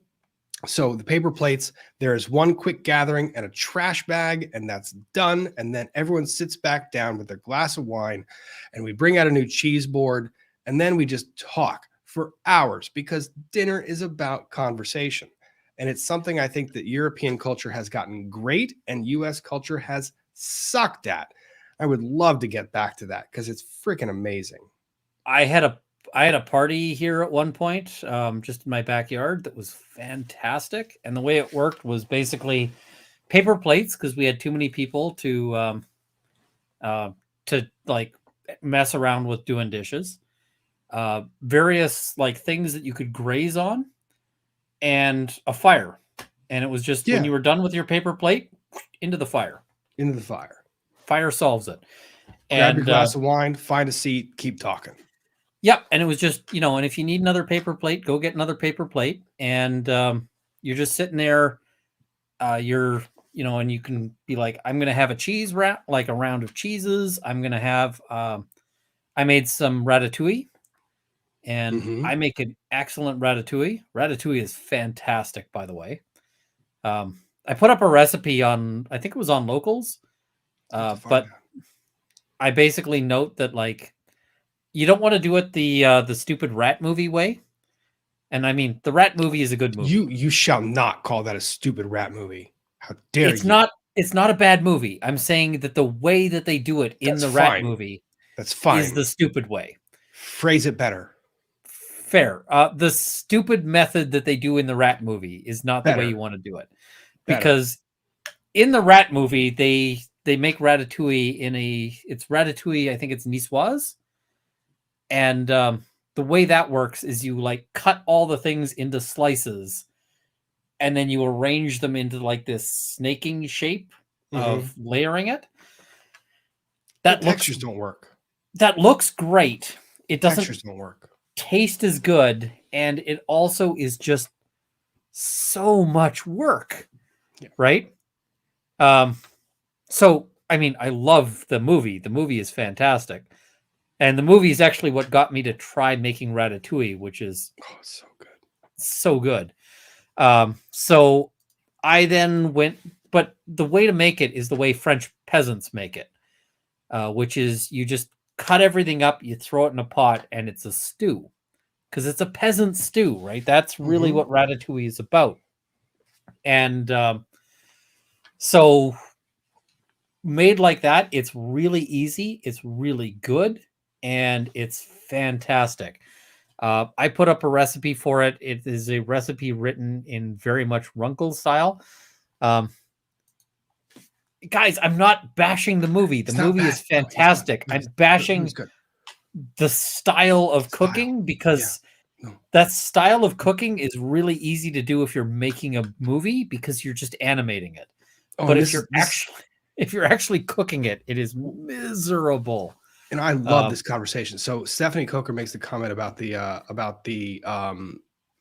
God, where was it? It was the comment that said peasants in every culture have best food. Yes. So I was yep. raised by a Panamanian woman. So my mom, Mama Morton, went back to work when I was really young, and I was left in the care of someone else whose mom A to my mom one. So Yadira, who raised me from Panama. And so in Panamanian culture, there is arroz con pollo, and it is an all-day event where you make a massive batch of this stuff, and it is just you want home, you just all the feeling because you're making the chicken, then you're picking apart the chicken, then you're gnawing on the bones while you're making the chicken, and then you're just making all of it, and the entire kitchen smells like this meal for the rest of the month. And you have a batch that's big enough to feed like a herd of people because you can never make it in small batches. You make massive batches of it, rice, chicken, um, all kinds of different spices. And then you've got capers, olives, literally everything except the kitchen pot. And you just live off of that in just happiness for a long time. But it's a poor person food because Yep. you're using everything. And I love it. It's fantastic. The other one I'll cite as like this is poor person food, but it's fan freaking tastic. It's not poor person food anymore. I'll tell you that. But it used to be. Is ramen, Yep. and I don't mean like instant ramen. I mean ramen properly made, and I make a really good ramen. I will brag a little bit that I've had several people tell me that it's the best ramen they've had, which is, I mean, I live in Edmonton, so we're setting a bar medium. But I make ramen from scratch, and from scratch means you start with pork bones because and it's literally you make ramen out of what would otherwise be garbage, right? You're talking about pork bones, and you just boil those MFs for hours and hours and hours. I've literally boiled them for like 16 hours to make a soup. And by the end of it, you end up with like you're pulling all the stuff that was in there out of it. You throw that all out, and you end up with this broth that is super thick. Um, Oh, so it's good. it's funny because I had somebody come over for ramen, and I was like, "Here you go. Here's a bowl of this," and they're like, "This is kind of a small bowl. Like I'm going to eat more than this." Like start with that Yep. because It's when dense. you actually put all the work into when you it's like eating a burger. It's like eating liquid meat kind of thing. It's solid. Mhm. And yeah. We used to do so my brother every year for his birthday still requests one meal from our childhood. And the chat, there's going to be a response to this, and I don't know if it's going to be a good response or a bad response. Uh, Two different meals. One is arroz con huevos, literally rice, scrambled eggs, and then we would get cut up hot dogs. It was Panamanian poor people food, but it was Yep. so fucking good. And then the other one is arroz con atún. Just it was canned tuna, rice, and cottage cheese. My brother, That sounds so terrible to me. it sounds terrible, but my brother every single birthday will request one of those two meals. And Yadira had to teach his wife how to make them. And it was one of the, oh God, it's so good. All of it. But the rice and the scrambled eggs and the cut up hot dogs, oh, I am not a fan of cottage cheese. I can say I eat so many different things. Cottage cheese, not so much a fan of. that's fair. Yeah, I mean, a lot of those like simple peasant foods They're the are best. just amazing because it's like, how do we take a cut of whatever that people are, that's not going to be great normally and make it into something amazing. And often the solution is lots and lots of work, right? You put tons and tons of work into it. But I mean, if you look at like U.S. Southern cuisine, there's some amazing stuff that came from like very poor or like, if you go far back enough, like slave cuisine. But it's a lot of that stuff is just amazing. And I mean, U.S. Southern cuisine owes so much to Black culture. It just does. And it's fantastic when you have good stuff. There's always people making cheap stuff, but so yeah, I mean, it's just there's just amazing food out there. I'm a huge fan, so I see Rob can't shame anyone for red wine and Coke while floating cottage cheese. You know what? I will take that L. I will take that L. And I also want to make a comment. I didn't mean Panamanian peasant food. It's not that. Like, Yadira's family, like, they did not have much. And when she was taking care of me and raising me, it was, you will appreciate every damn thing you have. And we had a full plate of food, and we ate every single bite of that food. It didn't matter. You didn't get to ask what you were going to get for breakfast, lunch, or dinner. You ate the food that was in front of you. Sheila, as a Mexican, we cook the whole animal. Yes. Menudo is the best. Rob, what did I have at that Mexican restaurant in Texas? Mm-hmm. And yes, you did. And I made a comment about it. And I get menudo is best. And sopa de mondongo. I can't do tripe. I eat all sorts of things. I had a bad experience. We're just gonna say that. That's fair. And there was this question. Ian, have you had haggis? I actually really like haggis. I know that's weird. And my birthday is around Robbie Burns Day. So there's often lots of haggis around at that time. Yeah, it's I see people. Wow, that tripe comment got y'all divided, huh? Okay. Gio's girl is saying, how did I not know you lived in Edmonton? I knew Alberta, but thought Calgary. So do you like Ukrainian food? Love it when it's good. Good pierogies, fantastic. Good sausage, fantastic. Yeah, it's mondongo. I don't know. It's tripe, but usually it's not beef. Okay, fair enough. I try just about everything. One of my disappointments in life was I tried to try balut, and I got one that was not fertilized. So I was like, that's disappointing. I don't make my own ramen noodles. I do buy those. One day I'm going to try making my own. Yeah. Also, it's an. Oh, sorry. Go ahead. No, you. It's enough of a pain in the butt to get the bones because it's tough to do. So, yeah. Yeah, no. Little known fact about DC, we have a lot of Salvadorans. So freaking many Salvadorans. So that means that we have a ton of pupusas everywhere. Oh, pupusas are excellent. Oh my God. So good.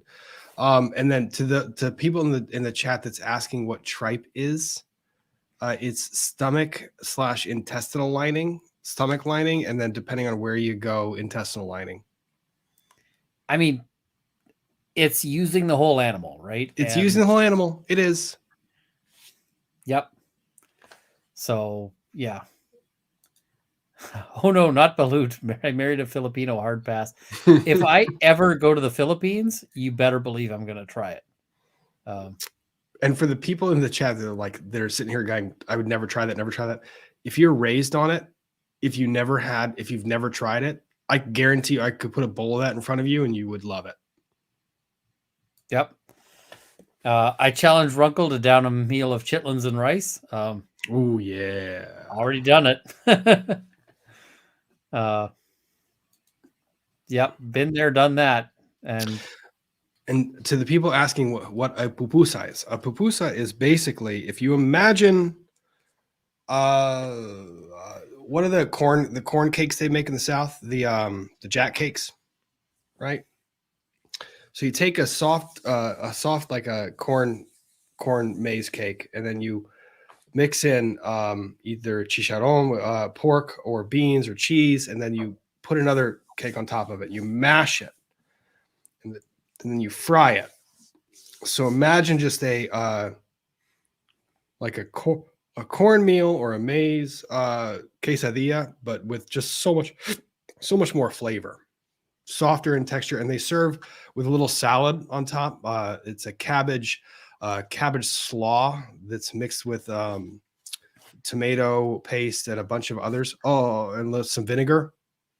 Oof. ooh. See, now I'm getting hungry, and all I've got within reach. I'm sorry. You know what I've got within reach? A package of Carolina Reapers. That's not a good food. That is food that fights back. Yeah.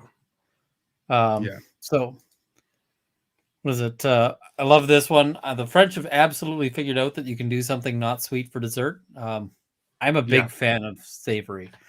I remember I went to one place and the dessert that they brought out was a bowl of olives. My wife was horrified because she does not like olives. Oh. And I was quite happy. I ate hers as well because that was, yeah. So they're good stuff. Sue Candle, love seeing you in the tank. 35 years in France. I gotta say, I didn't know if I would enjoy riding in the tank because I am generally an anxious person about vehicles. And what I mean by that is I do criminal defense. I see all the files where it goes real badly. Yeah. You know, and by real badly, I mean things like guys riding on the top of a truck that rolls over. And you see the guys, like the photographs of the guy at the accident scene. And it's like photographs 1 through 87. Each one is a different piece. Mm. You know, those kinds of... Don't go there from food. We were talking about good stuff. Don't go there from food. But I mean, so when they're saying you're going to ride on the top of a tank, I'm like, that could be awesome, or it could also be just absolutely terrifying. So, I was like, let's do this. And I'm riding on the top of the tank, and, you know, it was a lot of fun. It was so much fun. That moment when they drifted the tank, that was... So, guys, I didn't know a tank can drift. It can. But a tank can drift. I mean, it helps that they did it in a river. But, yeah, that tank, they drifted the tank. And, man, it was a lot of fun. I got at the end of that, and I was like, I kind of wanted to go there. I kind of want to go again, except that it was late in the day, and there were people not... It wasn't clear if everyone in the line was going to get to ride the tank, so... Getting back in the line would have been a dick move. So we have some people who are joining that have not seen the earlier images. Can I pull up? Do you trust me to pull up a select feature of some images? Yes. Good. Let me do this. We're going to start And while Here, you're looking for that, Dark Side 007 just made bagels today. Came out great. I also learned pizza dough and bread from the book Flour, Water, Salt, Yeast. My pizza is better than anything I can get out here. Fantastic, because good pizza is a precious thing. So that's me in the back of a tank, folks. that's Ian in the back of the tank. I'm the one taking the photo. So this is us in a tank. They And drifted here- a tank? Yes, Here they did. we're gonna go. That's Devin taking a picture of Ian. I just love the nerding out. Like all of us were doing this all weekend. It was fantastic. So we're going our tank ride. Yes, people were riding in freaking tanks. Can I That also was just mention how awesome it was that both you and Devin came out? oh, it was great. And I mean, Like you I some of the knew most fun. beforehand. Devin, you want to know how Devin got in on this? Devin got in on this by literally when I mentioned that I was going, he was like, "Can I come?" And so I went and asked my wife. I was like, "Do you want to go to the Gundies?" She's like, "No." I was like, "Cool." So Devin, I have a spot, and he was like, "You're serious?" Mhm. So yeah, and I sort of said, "Hey, you can come along." There were zero expectations. Like I just was like, "Hey, you can come along, come get a pass, like do whatever you feel like at the Gundies." And Devin was like, "You know what I want to do? I want to like help take photos. I want to, do all this stuff." Um, Devin was absolutely amazing. He made my life easier in ways I didn't really realize I needed, and it was fantastic of him to do so. So, because like as I said, there were no obligations at all. It was just like, hey, sure, I got an extra spot. So that's the view. That was my view over the top of the turret.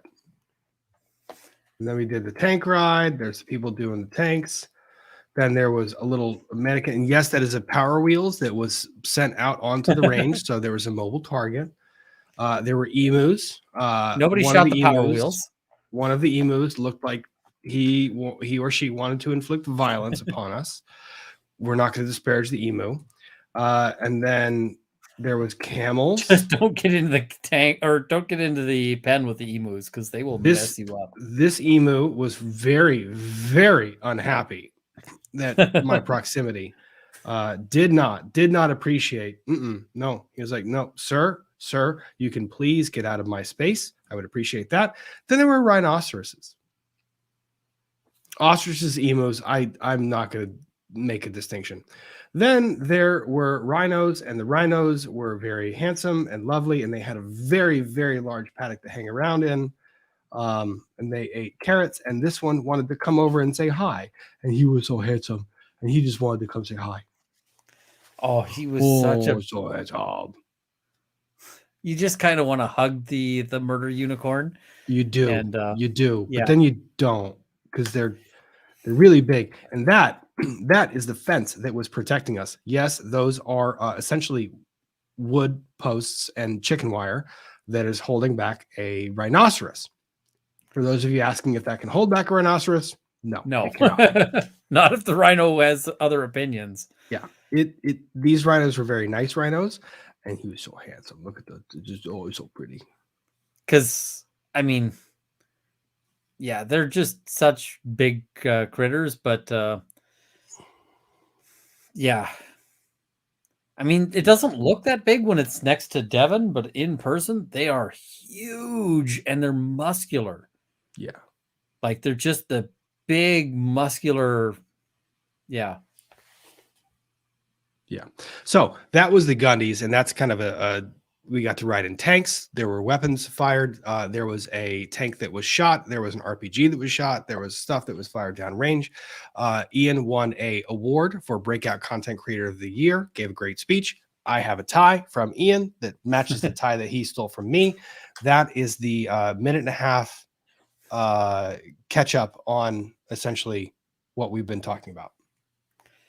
Yeah, it was a great time. And yeah, so Hopper is just noting, okay, I've done the best I can. Sadly, I'm off to bed. You get my greatest thanks for pushing me into the wee hours that will ensure I fall asleep during the MRI I have at noon tomorrow. I hope you're all right. Best gift ever. Night all. Thanks, guys. MRIs suck. So hopefully that goes well. Murder Unicorn, our friend shaped. Yep. Is the Gundies invite only? They are indeed. So it was funny because I was nominated. I sent them an application being like, can I come to the thing I'm nominated for? Eventually they were like, yes, you can. So yeah. Rob, have you ever had proper poutine? Yes, I have. I need to do it again, though. So you've had poutine, fries, cheese curd, gravy, but have you had New Brunswick poutine? I haven't. And they're saying, yes, I'm Acadian. That is awesome. Did you ever try the garlic ice cream at the place by the Royal Alex? I haven't, but now I'm going to have to look this up. Cream? Okay. I'm guessing it's ice cream flavored with garlic, but so we should probably. I got some super chats to go through. It's getting late. I just looked at the clock. I was going to say it's got to be stupid o'clock over where you are. Yeah, it is. With your permission, may I make a farewell? Absolutely. To the chat, thank you guys for keeping all of us company. I know it was a long evening between Peter, lawyer and Ian Runkle the Bailey. Support the creators you like supporting. Thank you guys for doing all that you do. Keep doing the stuff you're doing. Ian, thank you so much for the time. I really do appreciate it.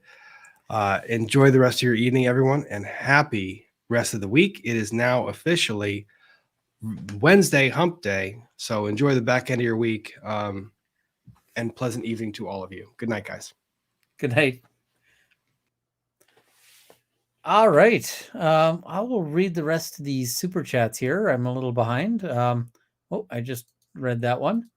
Can you speak French, Ian? Je parle un peu de français. Je suis très bon ordre pratique, mais un peu. So I can speak a little bit of French. I am way out of practice, but my accent is probably god awful. I can swear in French,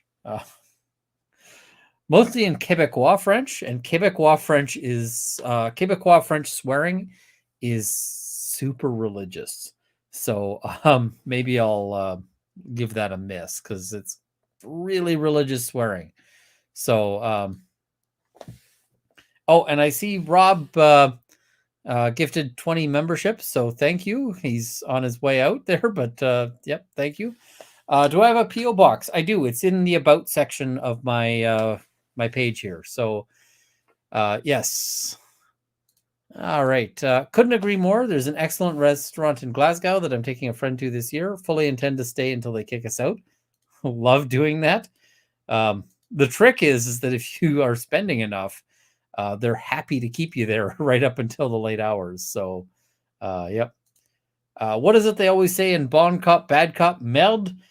Meld is basically shit. But, you know, let's see. Can I roll into Quebecois swearing? Merde de calice de tabernac. I mean, yeah, it's been a while since I had to swear in French. And to properly swear in Quebecois French, you really have to get into like a proper rolling rant of it. And it's been a while since I could do that. So, yeah, apologies to any Quebecois people I may have offended with that. But yeah, it's yeah, there's a whole bunch of things. And what is that? They don't really translate. Like tabernac doesn't really translate because it means tabernacle. And it's swearing because it's blasphemous. That's pretty much it. That's what Quebecois swearing is largely about, is a ton of blasphemous swearing. Rob, Dominicans call it Lo Crio de Polo. Yum. Ian, have you been to Kingston, Ontario? I have not. Best pumpkin pie at Panchancho Bakery to die for. I'm not super big on pumpkin pie, but I might have to try it out just to see if they can change my mind. Marianne McFeely, thank you very much for the membership. Have you ever made pho? If you can make ramen, I'm sure you can make pho. I have not. I want to try it out sometime because I love, I love good pho. So yeah, or pho. It's tough. So yeah. Tabernac is tabernacle. Ostie is host. Sacrament is sacrament. Yeah, there is so much. What's this? Calice is chalice. Yeah. Quebecois French is really blasphemous, folks, or Quebecois French swearing. Jasha Ten Hag, thank you very much for the super sticker. Ash Axiom, thank you very much for the super sticker.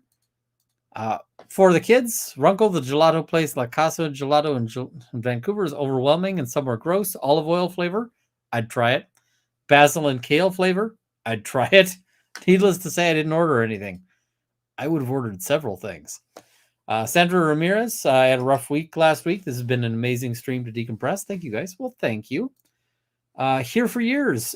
Thank you very much. How did you meet Rob? So I met Rob because I was going to go down to Virginia. I had a shooting competition I was going to. And then after that, the plan was that I would stay a little bit more and stay a bit more and watch the Johnny Depp trial. And then I found out Rob was going to watch the Johnny Depp trial as well. He was also going to be there. So we sort of touched base just to be like, hey, let's arrange to arrange to sort of coordinate. And he was like, what hotel are you going to stay at?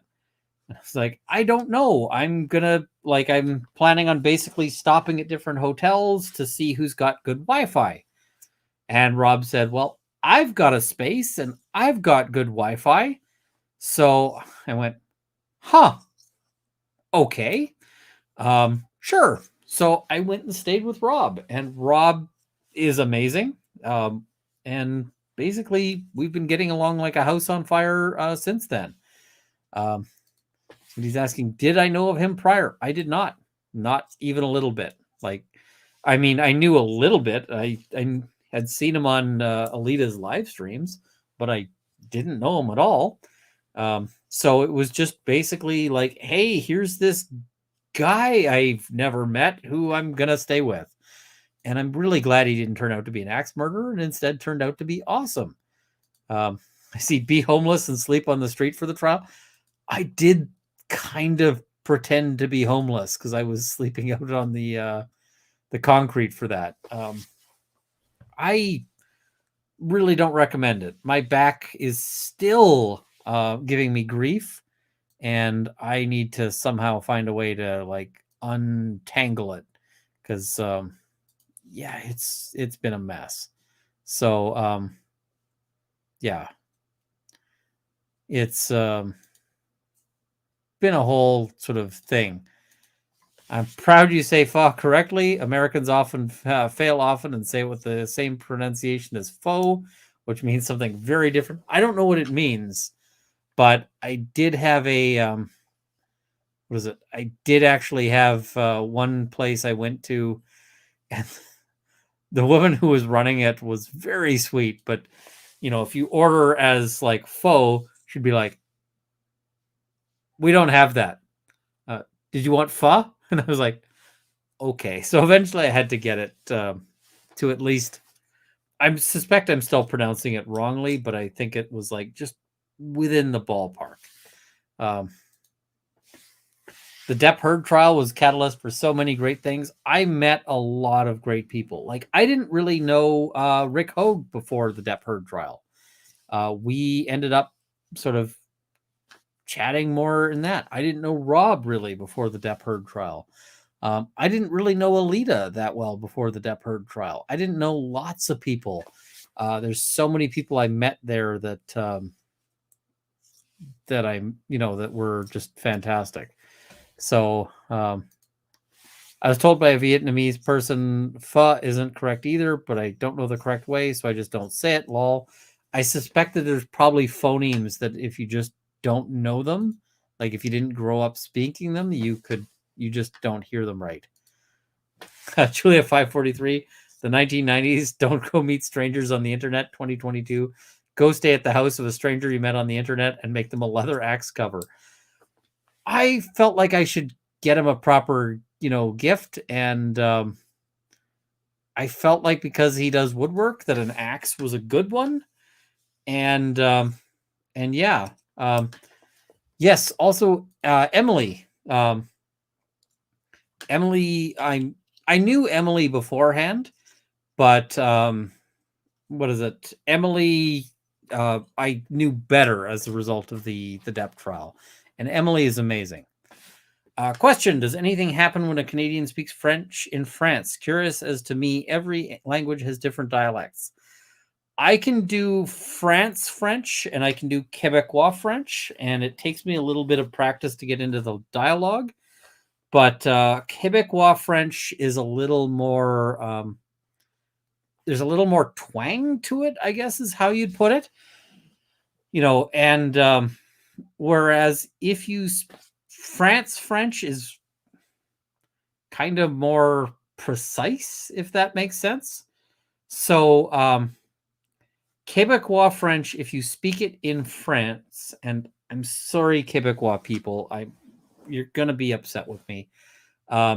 If you speak Quebecois French in France, they look at you basically like you are speaking the most Alabama accent you possibly could, in like London.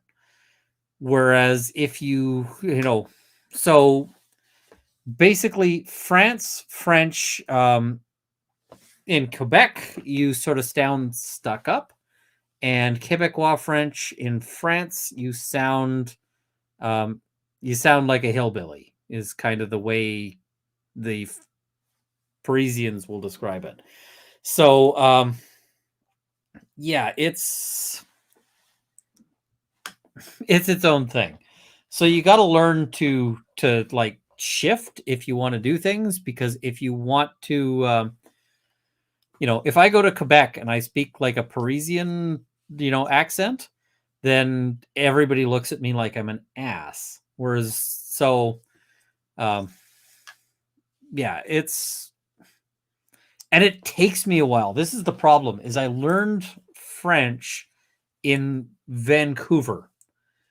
And so I learned some like the different accents taught by different teachers, but it's I've had to sort of figure that out, and it takes me a while to do the accent tone shift. But yeah. I know I had a French teacher here in Quebec, but half the class almost couldn't understand him with his accent. Yep, it's almost different languages. In high school, I learned Parisienne when I was studying. Our teacher refused to teach us Quebecois. Yep, and the other thing about Quebecois French in other contexts is that it can sound not just kind of hillbilly, but it can kind of sound rude, because a lot of the tone that you use for Quebecois is very in your face. A lot of the style of delivery can be in your face. And I mean, that's fantastic if you're down for it. Quebecois is like Quebec people can be a ton of fun. And I say a ton of fun because I am still, I feel like when I'm old, I would have a hard time keeping up with Quebec, but Quebec is a lot of fun. Yeah, it's a different sort of feel to it. And I'm not trying to bash Quebec or France. They're just different. And yeah. So the other thing is that, Quebecois French is actually more historical. And the same thing with like Alabama accents and so forth. The accents that people think of like as rustic or, hillbilly or whatever else are actually closer to like Old English and Old French than what we speak now. So, yeah. Oh, so rude, lol. My boyfriend says, I know you're mad when you switch to French. French is amazing for swearing. If you can get into France swearing properly, oh man, because it feels like you are just, yeah, it just feels like you're proper pissed off. And that's really what you want out of swearing. So it is worth going to Quebec sometime and pissing someone off just to hear them swear at you. And I know that sounds weird, but yeah.